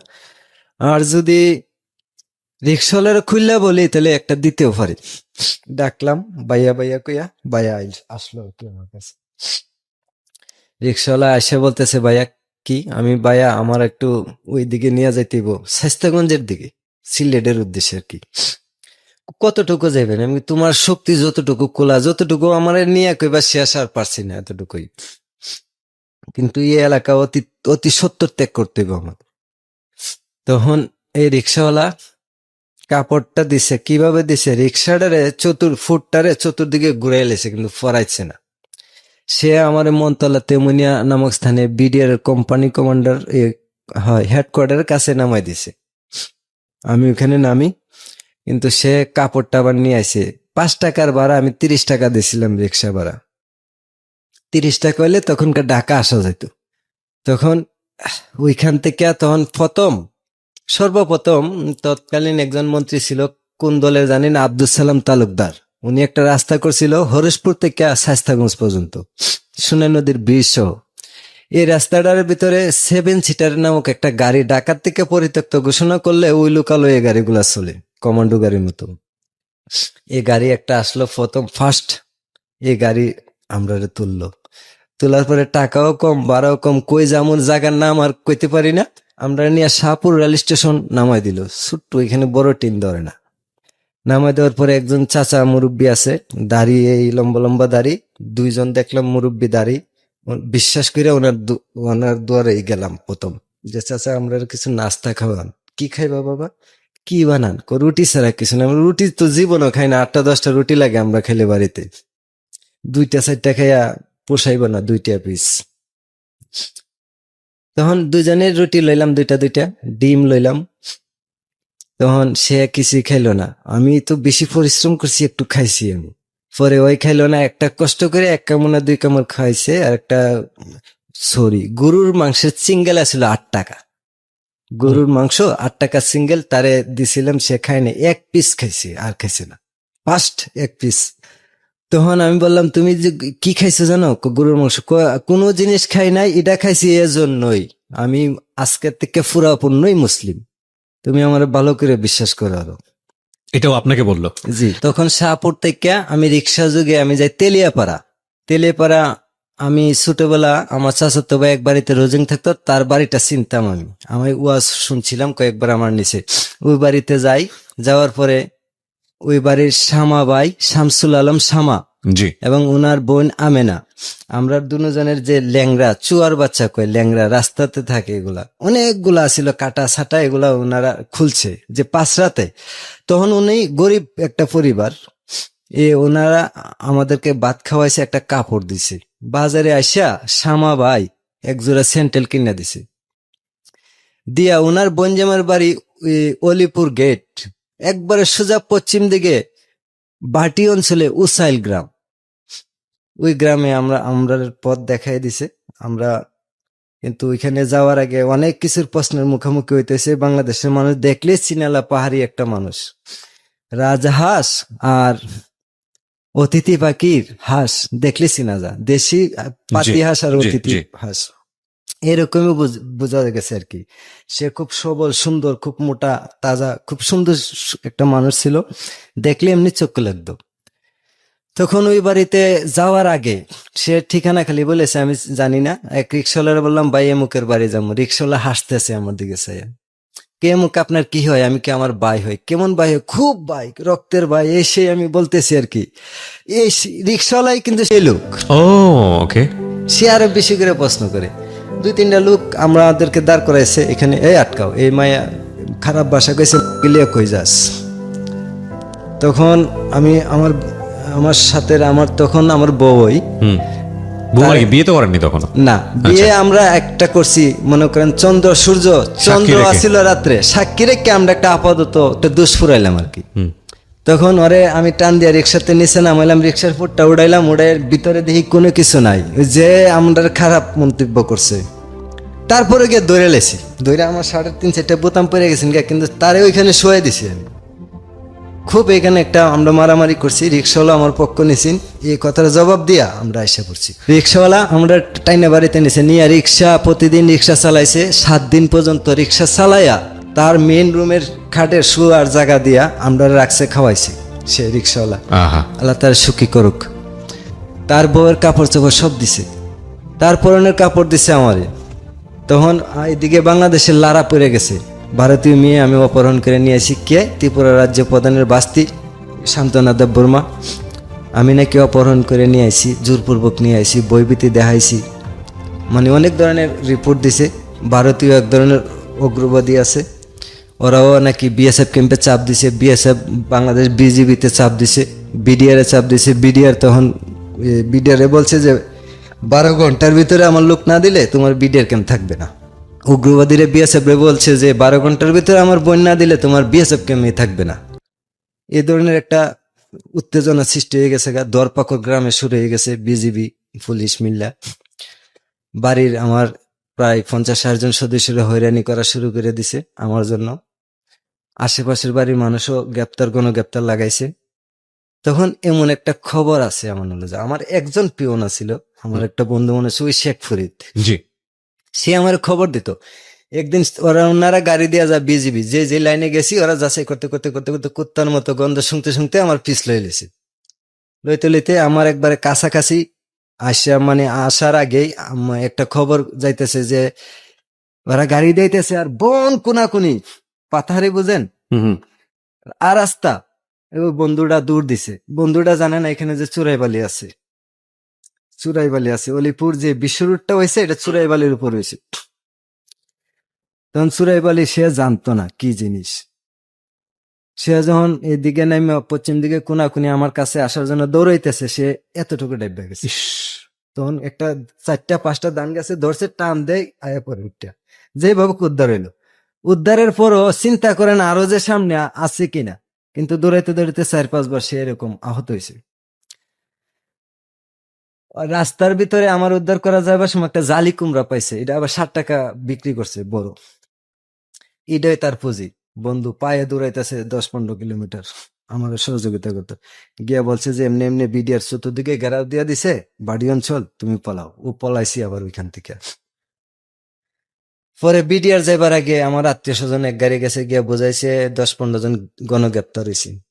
এখন তুমি কি এই মেয়ে চাও না 15 জন চাও? আমি কি এই মেয়েও চাই, 15 জনও চাই। ঠিক আছে, কিভাবে? তোমরা কোনো কথা বলতে পারতা না, শর্ত আছে, তোমাদের কথা আমি মানছি, আমরা যামু 7 দিন পর। আমরা যামু, আমরা চেয়ারম্যানের মাধ্যমে যামু, গ্রামের মুরব্বী মেম্বারের মাধ্যমে যামু, এবং গণ্যমান্য ব্যক্তিবর্গ থাকতে হইব। যারা আমার শত্রু থাকলো যেন একটা চিন্তা ভাবনা করে কথাবার্তা কয়। আমি এরকম আমার মাথা খেলাইতেছি। ঠিক আছে, রাজি, সবাই রাজি হয়েছে। তোমরা গাড়িতে থাকবা, জাস্ট যাত্রী আমার মতো, আমিও যাত্রী, কারোর সাথে কথা বলবো না। ঠিক তখন এই যে 7 সিটারে উঠলাম অলিপুরে। সাজির বাজার আসার পরই একজন কোম্পানি, একজন হাবিলদার হচ্ছে, নাম হয়েছে কামাল, হাবিলদার বিডিআর এর কামাল। একটু সামনে আসার পরে একজন কোম্পানি কমান্ডার হচ্ছে, নাম হয়েছে রিয়াজ, কোম্পানি কমান্ডার রিয়াজ। একে একে 5-7 জন বিজিবি সদস্য একই গাড়িতে উঠলো, যারা আমার ছবি নিয়ে খুঁজতেছে, ছবি সহ খুঁজতেছে হাতে নিয়ে। একটা পার্থক্য আছেন, তখন আমার চুলগুলা ছিল খুব সুন্দর, খুব বড় বড় চুল ছিল, 2 দিকে ভাঙ্গা ছিল, কাত পর্যন্ত চুল ছিল, দেখার মতো চুল ছিল আর কি। আমি চুলটারে বিভিন্ন স্টাইল করতে পারতাম। আমার ছবির, আমি দেখছি ওর হাতে আমার ছবি, আমি টস করে চুল বদলে লেছি, স্টাইল ঘুরাই দিছি। তখন পট কইরা কতটুক সামনে আসার আগে, নোয়াপাড়া আসার আগে একজন আমার কইতেছে, স্যার এই তো পেয়ে গেছি স্যার। স্যার কে? আমি যে গেলাম, কি পাইছেন ভাই? কইতে স্যার মহসিন আলম পেয়ে গেছি, সাথে ওই মেয়েটাও পাইছি স্যার। মেয়েটারে কিন্তু একটা বোরকা পরাইয়া ওই যে বাড়িতে আশ্রয় নিয়েছিলাম সে একটা মেয়ে দিয়া দিছে, আচ্ছা, কুলে আচ্ছা। ছোট বাচ্চা দিয়া দিছে। হঠাৎ করে কয়, আপনার নাম? আমি কই মোহাম্মদ সেলিম। কই মেয়েটাকে? আমি কই আমার বোন। তো তোমার এই অবস্থা, বোনের অবস্থা? গরিব কুলে বিয়া দিছি, জামাই রিক্সা চালায় ভাত খায়। আর ওরে বলছি তুমি তো বাংলা ভাষা পারো না, কোনো কথা নাই, চুপ। তখন কোম্পানি কমান্ডার কয় যে যদি মহসিন রে পাই সিলিডি ভাষা, তাইলে কাইটা টুকরা টুকরা কইরা কুত্তা দিয়া খাওয়াইমু, আমারে কইতাছে আর কি। তখন হাবিলদার কয়, দেহ আমি কিন্তু কম শিক্ষিত লোক, আজকে আমি হাবিলদার হইছি আমার যোগ্যতা দিয়া, মানে প্র্যাকটিক্যালি যোগ্যতা দিয়া, যার কারণে তুমি আমার কাছে কি মিথ্যা বলছো? ছবি তো কিছুটা মিলে আমারে বলতেছে। আমি কই তাইলে মহিলাটা মিলেনি দেখেন? না না, এটা তো বাচ্চালো মহিলা। এইভাবে এ বাবা কোথায় যাবেন? আমি চৌমোহনীতে নামবো, হরিণখোলা রাস্তায় নামবো। হরিণখোলা রাস্তায় আমি জিজ্ঞাসা করলাম কোথায় নামবেন, একজন কইলো বিডিআর ক্যাম্পে মনতলা, একজন কইলো যে হরিণখোলা, কিন্তু উনারা নামে নাই। উনারা যখন নামে নাই আমার ভিতরে একটা চিপা মারছে। আমার গাড়ির আশপাশের লোকজন আমি একটু চোখ তেরা করে তাকাইছি যে আজকে না হয় যাক বেগা, পরে কিন্তু ধরা পড়তে হইব। আমি এভাবে করে চৌমনি বাজারে আইলাম। আসার পরে আমার যে গেলে বাড়ি কই, আমি পাশের গ্রাম মঙ্গলপুর নাম বললাম। এখন তো মঙ্গলপুরের দিকে যাইতে বিজিবি রে দেখাইতে হইলে, আর চৌমনি ইউনিয়নের ঘটনাটা সবাই জানে আমি করছি, কিন্তু ওইখানে সবাই আমার কিছু জিগায় না। কি রে ওদি বিজিবি ও ছেলেটা ওদি মেয়েটা হলে ঘুরতেছে, কেউ কোনো কিছু জিগাইলেও না। আমি সোজা মঙ্গলপুরের দিকে সোনাই নদীটা পার হয়ে, পানি আসিল কম, পার হয়ে ওই ব্রিজটা পারিছি, বিজিবি সন্ধ্যা দূরে হয়ে গেছে গা, আমি আবার কোনাকুনি নাইমা গেছি গা ব্রিজ দিয়া। আচ্ছা, তখন আমার ছোট বোনের বাড়িতে আসি কমলানগর গ্রামে। এখানে আমার ছোট বোনে আমাদেরকে একটা রুমে শেষ কথার একটা সুযোগ করে দিল। তখন কথা বলছি, সে মানে পাওয়ের উপরে আমার মাথাটা রাখলাম, সে আমার চুলগুলা উল্টাইতেছে আর কাঁদতেছে, আমার কপাল ভিজতেছে পানিয়ে। বলতেছে যদি কোনো কিছু হয়ে যায়, দুইজন পৃথক হয়ে যায়, আমার যদি ওই দেশে দিয়ে দেয়, বা তোমার যদি মেরে ফেলে, বা আমার যদি মেরে ফেলে, কি হইব? যাক, যা হইবার হইব। যদি বাচ্চা থাকো, জেল জরিমানা যাই কিছু হোক, যদিও জেলে থাকি বা বাচ্চা থাকি, তোমারে তো রাইতের বেলা আমার রুমটা চিনাই দিয়ে গেছি, মক্তবঘরটা চিনাই দিয়ে গেছি, আমার বাবার কবরস্থানটা চিনাই দিয়ে গেছি, ওইখানে বসে থাকবা, আমি তোমার খুঁজে নিব। জেল জরিমানার পরে যদি হয়ে যায় আর কি, এরকম অগ্রিম চিন্তা সবকিছু চিন্তা করে নিলাম, Set করে ফেলছেন plan। Set করে ফেলছি। এখন রাজি হয়েছি, বন্ডে বললাম যে ঠিক আছে মানুষ পাঠাও, আমরা আসতেছি পিছন দিয়ে। কিন্তু আমরা ধরে নিতে পারতো না কেউ। ঠিক আছে, যখন মাইকে ঘোষণা হয়েছে যে আমি স্যালেন্ডার করব, মাইকে ঘোষণা দিচ্ছে? হ্যাঁ, তখন হাজার হাজার মানুষ, হাজার হাজার মানুষ ঢাকা, চিটাগাং, চট্টগ্রাম, কুমিল্লা, রাজশাহী, বগুড়া থেকে আসা শুরু করলো। কার মাধ্যমে শুনে? বিজিবির মাধ্যমে, যাদের আত্মীয় স্বজন বিজিবির সারা বাংলাদেশের লোকে থাকে না, এইভাবে এক নজর দেখার জন্য হাজার হাজার মানুষ ভিড় করলো। আমিও হাজার হাজার মানুষের মাধ্যমে, আমাদের ইউনিয়ন তৎকালীন ইউনিয়ন চেয়ারম্যান ছিলেন 1999 সালে আতর রহমান সেলিম, হাসপাতাল নিয়ে ফাঁস করছেন। তো ওনার মাধ্যমে অনেক ওয়ার্ড চেয়ারম্যান, এই যে সিরাজুল ইসলাম, বর্তমান আমার উকিল শ্বশুর, ওনার মাধ্যমে আমরা বিজিবি ক্যাম্পে সিলিন্ডার করি। একজন সর্দারের বাড়িতে, জলির সর্দারের বাড়িতে যাই, তখন বিজিবি আসে, মাস্টার টিচাররা আসে, আইসে আমরা দুজনটা প্রশ্ন করার পর দেখলো যে আমরা প্রেম কইরা একে অপরের দুজন পছন্দ করছে, কথাবার্তা মিলছে, এই জন্য আমরা পলাইছি। কিন্তু চুরি করে আনি নাই, অপহরণ করে আনি নাই। এই জিনিসটা প্রমাণ হইলো এখানে। হওয়ার পরে বিল্লাল মাস্টার করে একজন বড় ভাই আছে, সদ্য বড় ভাই, উনি ইংলিশও প্রশ্ন করছে মেয়েটারে। মেয়েটা তেমন শিক্ষিত না, আর বাংলা ভাষাও বুঝে না। দুই একটা কথা লড়ছড় হয়েছে, যেমন আমাকে বলছে যে কোথায় নিয়ে গেছিলেন, অলিপুর উসাইল গ্রামে, বুঝতে পারছি। মেয়েটারে বলছে যে মাধবপুর। ওই কথাটার পেঁচ লাগালে দুজনে দুই ভাগ করে লেছে। আচ্ছা, ভাগ করে আমার একটা হ্যান্ডকাপ লাগাই লেছে হাতে। হ্যান্ডকাপ লাগাইয়া বিজিবি ক্যাম্পে, হরিণখোলা সীমান্ত ফাঁড়ি বিডিআর ক্যাম্প তখন আসিল। তখন এইখানে আমার চুলগুলা সাংবাদিকরা বায়েস করে ছবি উঠাইছে হ্যান্ডকাপ পরানো অবস্থা। তখন মেয়েটারে আলাদা একটা রুমে নিছে, আমারে বিজিবি ক্যাম্পের অস্ত্রগারের একটা রুমের ভিতরে নিছে। অস্ত্রের এমুনেশনের দুর্গন্ধ, আর আমার মানে অল্প অল্প বয়স কম ছিল, দাড়ি মুছ উড়া শুরু করছেন, একটা একটা করে বিজিবি সদস্যরা টাইনে উড়াইলেছি, এই দাড়ি গোপগুলা। হ্যাঁ, আর আমার খুব গুসাইছে। কিন্তু ওদের এই নির্যাতন আমার চামড়ার উপরও লাগে নাই। ওরা যা করছে, কিন্তু রক্তাক্ত হয়েছি, দাড়ি উড়াইছে, আমার রক্ত বেরিয়েছে, কিন্তু আমি কষ্ট পাই নাই। তখন ভারতীয় বিজিবির প্রস্তাব দিছে, সাথে সাথে প্লাক মিটিং, পতাকা বৈঠক, যেটাকে আমরা বলি। পতাকা বৈঠক হইলো, হাজার হাজার মানুষ দাঁড়াই রইল কি হয় শেষটা দেখার জন্য। শেষটা এদিন সন্ধ্যাবেলা শেষ হয়েছে, মেয়েটারে ইন্ডিয়া দিয়ে দিছে, আর আমারে থানায় নিয়ে গেছে। আমার বিজিবি আরো কিছু মারধর করছে, মানে অবৈধ মারধর করছে, সীমাহীন, মানে যেটা আমি বাসায় প্রকাশ করব না এখন, নির্যাতন করছে। কিন্তু তখনকার আমার বয়স 20 বছর হইলো, আমি ছোট। যাক, মেয়েটারে দিয়ে দিছে একটা গাড়িতে উড়াইয়া, জোরপূর্বক কইরা, জোরাজুরি কইরা মেয়েটারে খুব জোরাজুরি কইরা দিয়ে দিছে। মেয়েটা ইন্ডিয়া এক রাত্রে মনে হাজতখানা আছেন। পরের দিন তার ভাই বারাদারে চাকরি করার সুবাদে তারে বাড়িতে নিয়ে গেছে, আর আমি 1 মাস 18 দিন ছিলাম। জেলে?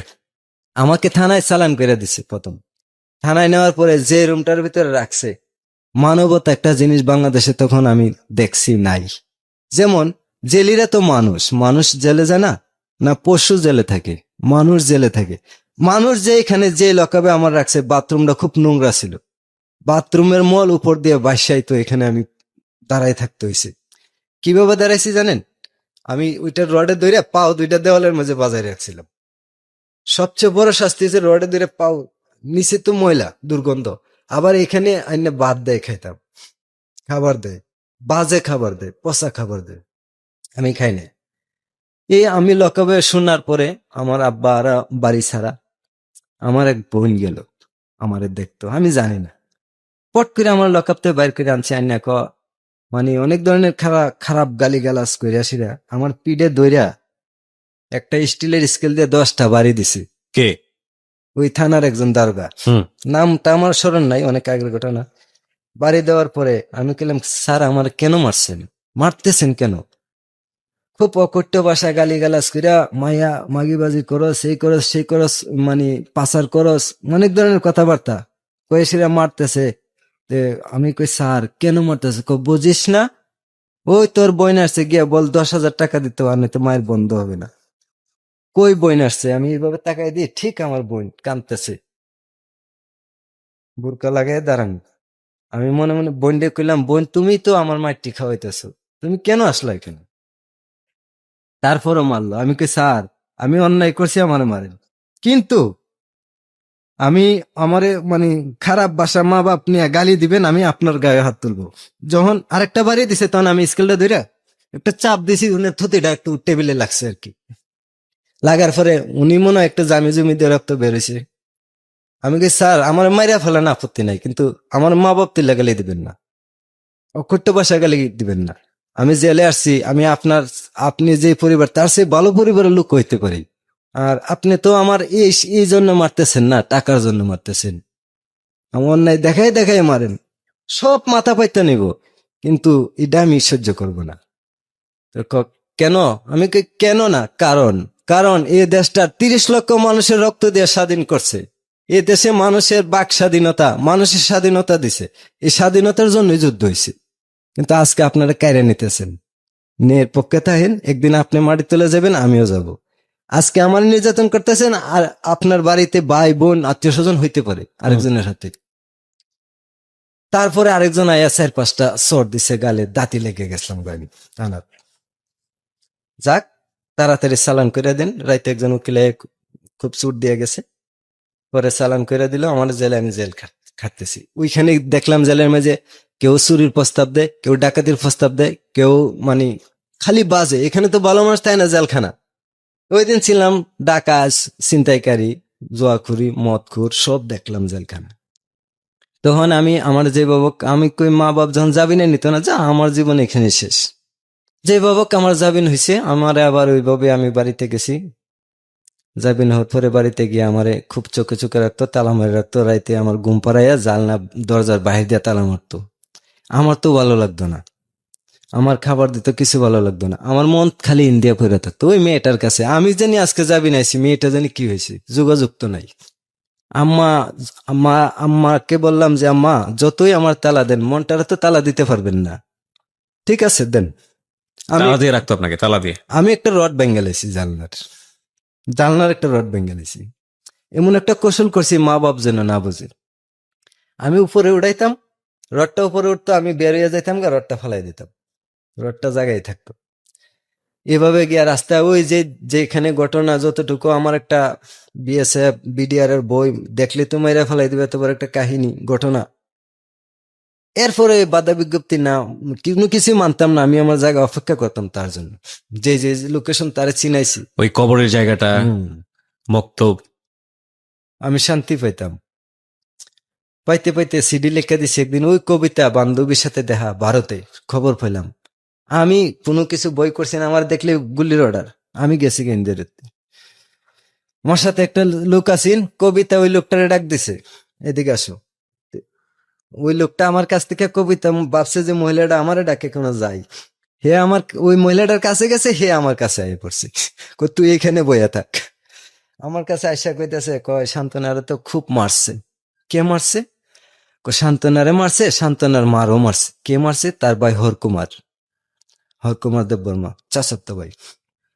কেন মারছে? কয় এইভাবে যাওয়ার কারণে। তাইলে কি করতে হবে এখন? আমার একটা সিডি নিয়ে দাও তুমি শান্তনারে। কই সিডি লিখবে কোন সময়? আমি একটা না 1000 আছে আমার পকেটে নাও। সিডি নিয়ে দিলেও দ্বারে পৌঁছে নাই, কিন্তু ওকে তো আমি বইলা দিছি যে আমি তোমার জন্য চিরজীবন অপেক্ষা থাকবো, তুমি আসো আমারে পাইবা। আর আমি যাইতে পারবো না এটাও বলে দিছি যে আমি গেলে মাইরা ফেলাই দিব। তারপরও আমি গেছি রাইতে, কিন্তু দেখা পাইছি না ওর। শেষ পর্যন্ত দ্বিতীয়বার সে নিজে আসা পড়ছে একা। আমি ওর আসছে কি না আমি জানি না, কিন্তু আমি একটা লোকেশন দেখাইছিলাম, লোকেশন মতোই এসে বলছে সে। পাকা ধান, ধান ভাদুর মাস চান্দিনা ধান পাকছে, তখন চান্দিনা কত বেশি, GR11 আর চান্দিনা ধান ক্ষেতের মধ্যে দিয়া সে দৌড়াইতেছে। বাংলাদেশের পাবলিক কইতাছে এই ধান বাঙ্গকে, কেউর কথা কোনো সারা শব্দ নাই। মানে রাস্তায় ঘুরাইয়া রাস্তা দিয়ে যাবে না সে, পানি হোক আর ক্ষেত হোক, সোজা কোনাকুনি শর্টকাট আইতো আমার কাছে, শর্টকাট আইয়া পড়ছে আমার কাছে, সে আইয়া পড়ছে। আবার পরে তারে আবার চেয়ারম্যান আইন বক্কর চক্কর আগের মতো দৌড়াদৌড়ি চেয়ারম্যানের বাড়িতে নিয়ে গেল, অনেক দূর, প্রায় 5-6 কিলোমিটার চেয়ারম্যানের বাড়ি। ওইখানে নেওয়ার পরে চেয়ারম্যানে আইন দেখাইলো, থানা থানা অনেক কিছু দেখাইলো, বিজিবি অনেক কিছু আইন টাইন দেখাইয়া এখন শেষ পর্যন্ত আবার মেয়েটারে প্লাক মিটিং এ বসাবে, এই ধরনের একটা সিদ্ধান্ত। বর্তমান যে আমার উকিল শ্বশুর, সে আমার একটা খবর দিল, আমি ওনার একটা খবর দিলাম যে আপনার তো আল্লাহ ছেলে মেয়ে শুনছি নাই, যদি ছেলে মেয়ে মনে করে আমাদেরকে একটু গার্জেন অভিভাবক একটু সহযোগিতা করতেন মনে হয় খুব ভালো হইতো। আর আমি মনে করতাম যে আল্লাহর তরফ থেকে একটা সহযোগিতা পাইছি। তখন সে 2টা চোখের পানি ছেড়ে দিয়ে আমার টান দিয়ে কয়, সত্যি বলছিস রে বাবা, আমার কোনো ছেলে নাই। আছে একটা ছেলে, না নাই ছিল না জানি না আমার তখন।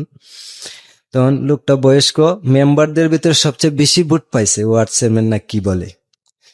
তো উনি কইল ঠিক আছে, আমি যে করে পলিসি করে মেয়েটারে আমার ঘরে নিয়ে যাব, আর তোমারও রাখবো আমার ঘরে চুরি করে, চেয়ারম্যান জানবে না তুমি যে আমার ঘরে থাকবা।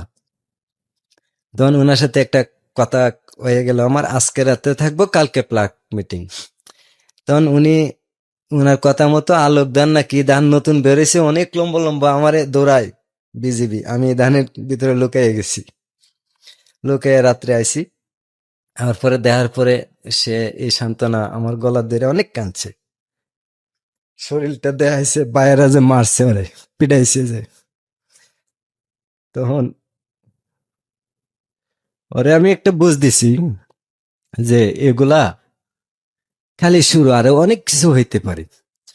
তুমি যদি শেষ দেখো তাইলে এখন যে মন মানসিকতা তোমার আছে, শেষটা যেন এরকমই থাকে যদি শেষ দেখতে চাও।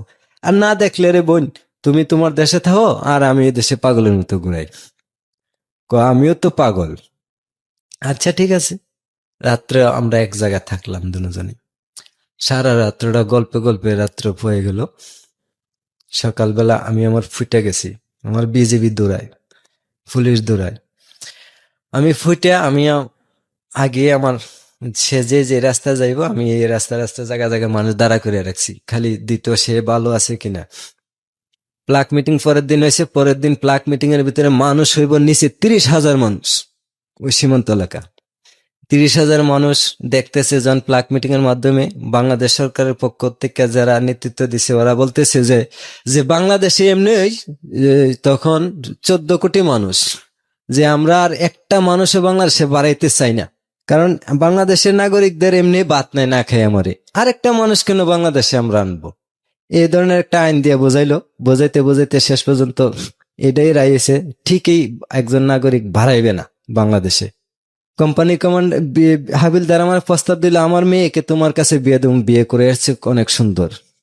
তখন আমি কইলাম না, সুন্দর আপনারা চিনেন না, সুন্দর যদি চিনেন তাইলে সুন্দরটারে খারাপ বলতেন না। তখন মায়েরারে জিজ্ঞাসে যে ছেলেটা তো একবারে বাদ দেখতে সুন্দর না, তুমি কত সুন্দর, ভারতে কত সুন্দর সুন্দর ছেলে আছে, তুমি এখানে তুই আমার চোখ নিয়ে দেখ ছেলেটা কি সুন্দর। তখন এইভাবে পারে না কেউ কথা বলে আমরা সাথে।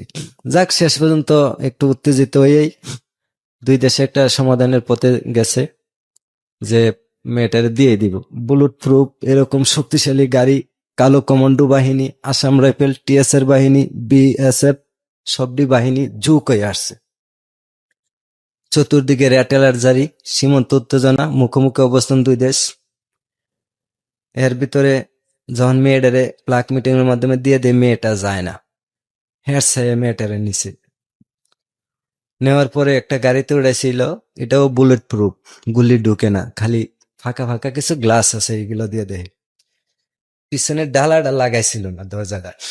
যখন গাড়িটা টান দিছে, চলতি গাড়ি থেকে একটা কাঠের ব্রিজের উপরে উঠতে গেলে একটু স্লো করতে হয়। আগের ব্রিজ কাঠের ব্রিজ, টানা কাঠের ব্রিজ, এখন লোহার ব্রিজ আছে। এই কাঠের ব্রিজের উপরে স্লো করার সময় সে চলতি গাড়ি থেকে ফাল দিয়ে পড়ে গেছে মেয়েটা। পরে একটা দৌড় দিছে, তার শরীরে যতটুকু শক্তি আছে, আর বাংলাদেশের যে জমিগুলা হাল চাষ করে রাখছে, বড় বড় চাকা আছিল, 2-3 বার পড়ছে সে। আপনার চোখের সামনে দেখতেছেন? আমি দেখতেছি বড় একটা গাছ থেকে, আমারও বন্দি করে রাখছে, আমি বন্দি ভেঙ্গাই দেখতেছি সবকিছু। আমার যেন আর চালান না করতে পারে, আমার গার্জেনরা আমার বন্দি করে রাখছেন, আমি ওইটা আমার বিকল্প ব্যবস্থা করে আমি গাছের থেকে দেখতেছি। ওই যখন ফাল দিছে, আমি ফাল দিছি গাছের থেকে, আমি নিচে পড়ছি,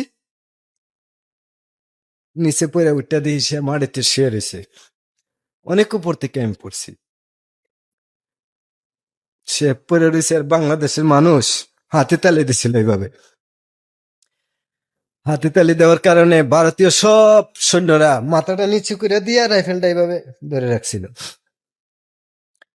আর আমি দৌড় দিছি একটা, আমি মনে মনে ওকে পায়ে গেছি, আল্লাহ মিলিয়ে দিছে, আর মনে নিবে না। আর সব মাথা নিচু করে লেছে, আর বাঙালিরা একসাথে 30,000 মানুষের হাতের করতালি, একটা বড় ধরনের স্টেডিয়ামে এরকম সুরগোল হয় না। তখন ভারতীয় সৈন্যরা লজ্জা সইতে না পাইরা বাংলাদেশের ভিতরে প্রবেশ করছে, অনেক ভিতরে ঢোকার পরে কিছু বিজিবির সদস্য, বিডিআর সদস্য ওনাদেরকে সহযোগিতা করছে। ওনার হাতে, মেয়েটার হাতে পায়ে ধরে চাকার উপর দিয়ে হেঁড়ে এনেছে, টাইনে এনেছে, নিয়ে আরেকটা বুলেট প্রুফ ছোট একটা উন্নত মানের গাড়িতে উঠেছে। ওটাইবার পরে দেখলাম মহিলা পুলিশ 2-3 জন এইভাবে নিয়ে গেছে আর কি। তারও দ্বিতীয় নেওয়ার পথে অনেক জ্বালা যন্ত্রণা দিছে, মানসিক ভাবে দিছে, জেলখানা দিছে, কুপ্রস্তাব দিছে, ভালো প্রস্তাব দিছে, মানে চাকরিওয়ালা সৈনিক নেদার করেছে বিয়ে করার জন্য, দেওয়ার জন্য। সে তার সিদ্ধান্ত অটল, আমার যে কথা দিছে যে আমি তোর যারে প্রেম করি তার সাথে গড় করি, এই কথাই সে আছে, এভাবে দিয়ে দিল। আমি আমার পথে, আমি কি করব, কোনো কিছু না, আমার তো আর কোনো কিছু ভালো লাগে না। এই কাহিনী আরো আরো জ্বালা যন্ত্রণা দেয়, না জানি তারে কি করতেছে। আমার তো মায়ের মোরা, মায়ের বন্ধ আমার, তুমি কি চাও আমার তো পায়ে তালা দিয়া, শিকল দিয়া চকিতে শোয়ে রাখছে, তুমি তো সারা আছো, আমি তো খুব কষ্ট করতেছি। তারে আমি বলছি যে তুমি ঘরের পাশে যে জঙ্গল, জঙ্গলের মেঝে চুপ করে বসে থাও, তোমার মা বাপ তোমার জন্য কি বলে, তো তোমার খুঁজে আনবে না কি? 2বার বন সই দিয়ে নিছে বাংলাদেশ থেকে, এবার কি করবে এটা তুমি বসে বসে শুন। বলতেছে যে ঠিক আছে, আমি বাড়িয়া জঙ্গলে বসে রয়েছি, মা বাপ দৌড়াইতেছে, এখন এ বলতেছে এইবার গেলে আর আনবে না, তাইলে ঠিক আছে, তুমি বই পাইও না, আমি আছি, ঠিক আছে, আমি বই পাই না, আমি বাঘেরও বই পাই না, সে বলতেছে একমাত্র ভগবান ছাড়া। তখন কিভাবে আসবা? এ পথ, এ পথ, এ পথ, সব পথে তো লোক দাঁড়ানো, তুমি কিভাবে আসবা? তুমি যদি আমার রাস্তা বানাই দাও, আমি আয় পড়ব। তখন আমি রাস্তাগুলো বানাইতেছি, এখানে একটা জুপ, এখানে একটা কাড়া, এখানে একটা আগাছা পাহাড় যেমন থাকে, আমি সবকিছু পা দিয়া, পাইরে হাত দিয়া, পা দিয়া, হাত দিয়া, পা দিয়া, 2 পাশে একটা রাস্তা করলাম। করতে গিয়ে আমার অনেকখানি আমি আহত হয়েছি, আমার নখ টক অনেকটি উঠে গেছিল গা। তখন তখন আমি যে পথ অনুসরণ করছি, সে রাস্তা বানিয়ে দিছি, সে সেই পথে এসে এখানে কিছু পাহারাদার দেখতেছি, সে দাঁড়াইল। কতক্ষণ পরে পাহারাদাররা তো এখন বইয়া বিড়ি সিগারেট খেতেছে, বিড়ি সিগারেট, ইন্ডিয়ান পাতার বিড়ি, নাচের বিড়ি, সিগারেট এগুলা খায়। আমি বলতেছি আরে যে তুমি এক কাজ করো, একটু ডাইন দিকে সরো, কয়টা তো মুলি বাগান, প্রায় 1 কিলোমিটার একটা মুলি বাগান, মুলি বাস, কয়টার ভিতর দিয়ে অনেক ধরনের পুরানা সাপ থাকে, এদিকে আসা যাবে না, আমি কেটার ভিতর দিয়ে আসতে হবে বাঁচতে হলে। পরে যে বাবুকে একটা কোনা লইছে বাগানটা আমার কথা রাখছে, মানে একটু জায়গা কোনাকুনি হাইটা এসে আম গাছা টান সমতলের মাঝে একটা লেবার বাড়ি, নানা দাদা ডাকতাম, ওর বাসায় গিয়ে ঢুকছে, দাদা দাদা দরজা খুলো। বললেন আমি, দাদা প্রচুর মাল খাইছে, দাদা মাল খাইয়া ঘুমাইছে, দাদির এবার ডাকো, দাদি দাদি দাদি দরজা খুলছে। আরে শান্তনা তুই, ক দাদি চুপ, কেউ ধরে বললো না আমি এইভাবে আইসি, আমার মা বাবা কইছে আর আনতো না। তো ওই লেবারের দাদা দাদি উপকার করছে, বৃদ্ধ বয়সে সীমন্তটা পার করে দিয়ে গেছে। বাকিটা সে একা একা আইসিয়া ওই যে বললাম যে বিল্লাল মাস্টারের ভাইয়ের বউ দেখে লাইছে, ওরে দেখে কইলে এই মেয়ে তুই এটা দিয়ে আবার আয়ে পড়ছে, এটা তো আর ইন্ডিয়া রাখতে পারতো না, তোমার মানুষের দেখে লেবে করে ঘরে টান দিয়ে নিয়ে ঢুকাইছে একটা ঘরের ভিতরে। ঘরের ভিতরে ঢুকাইবার পরে মাস্টারে পাঠাইছে আমার খবর দিত।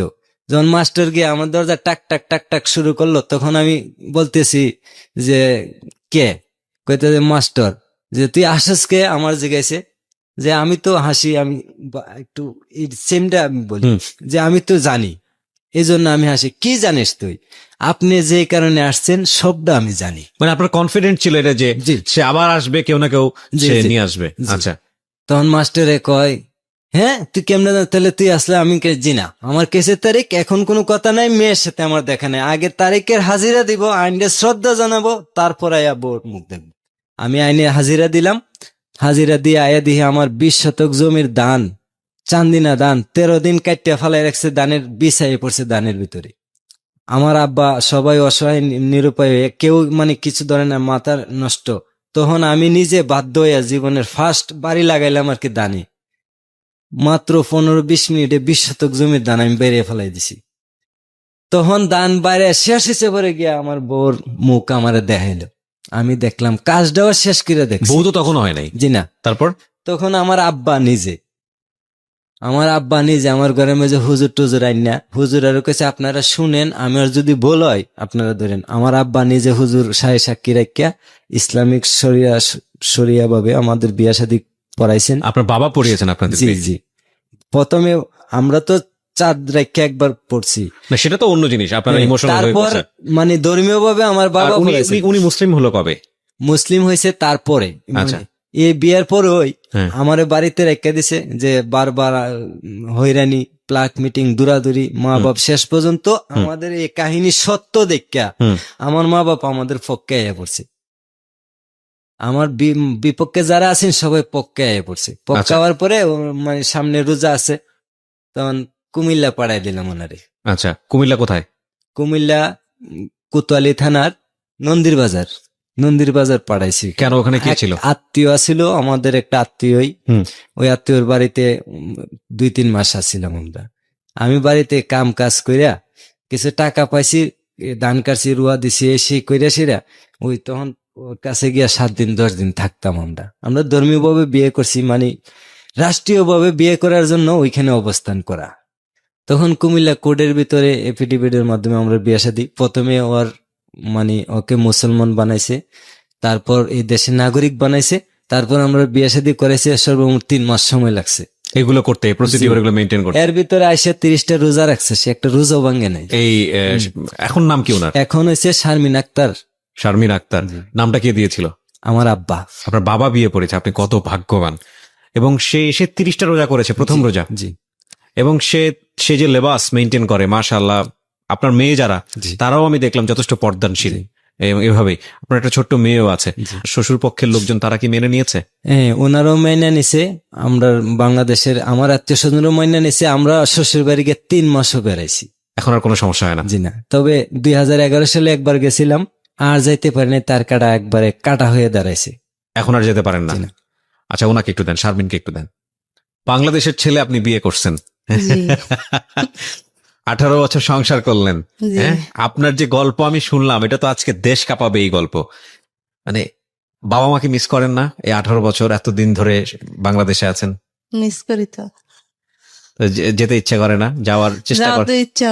যাওয়ার ইচ্ছা হলো, যাইতে পারি না।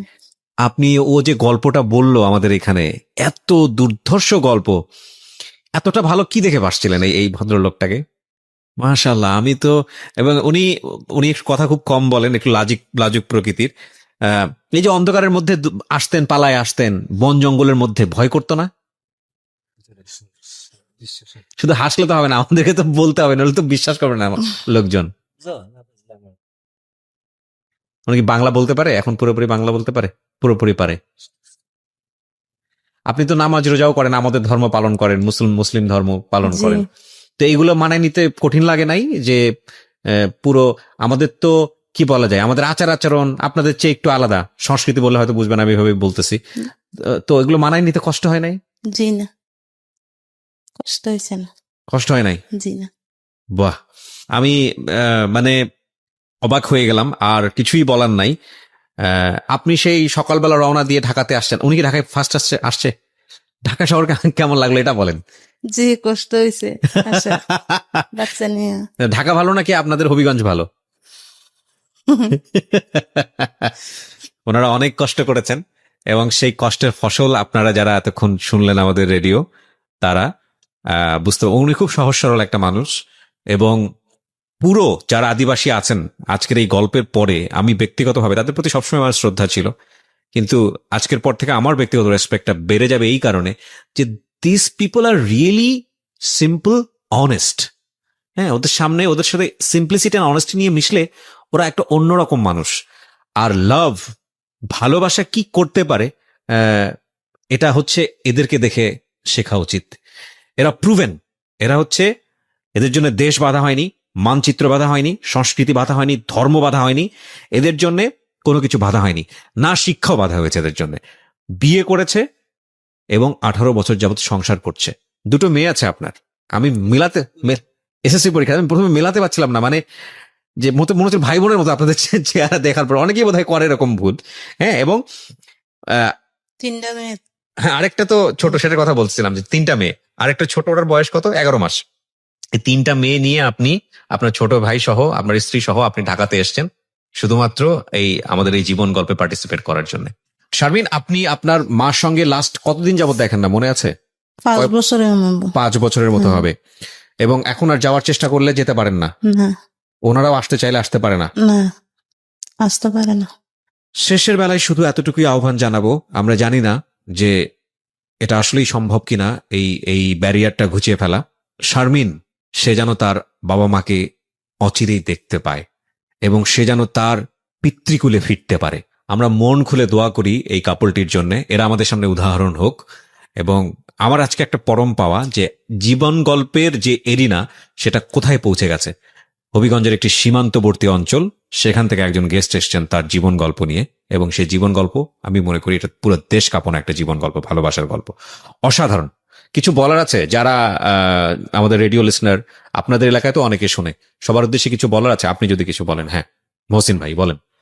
যে আজকে যারা এই চ্যানেলের মাধ্যমে যারা আজকে জীবনের গল্প শুনছেন, হয়তো অনেকে বিশ্বাস নাও করতে পারেন, কিন্তু মাধবপুর, হবিগঞ্জ জেলা মাধবপুর উপজেলার চৌমনি ইউনিয়নে 52টা গ্রাম আছে।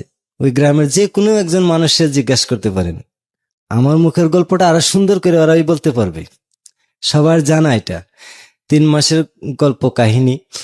কিন্তু আমি ঢাকা আসার উদ্দেশ্য একটাই, বাংলাদেশে অনেক ছায়াছবি আমি দেখছি, আমাদের ভিতরে যা ঘটে গেছে এরকম দেখি নাই আমি। এই জন্যই আমি বলি জীবন নাটকের চেয়েও নাটকীয়। অনেক ভালো থাকুন প্রিয় শ্রোতা, আজকের মতো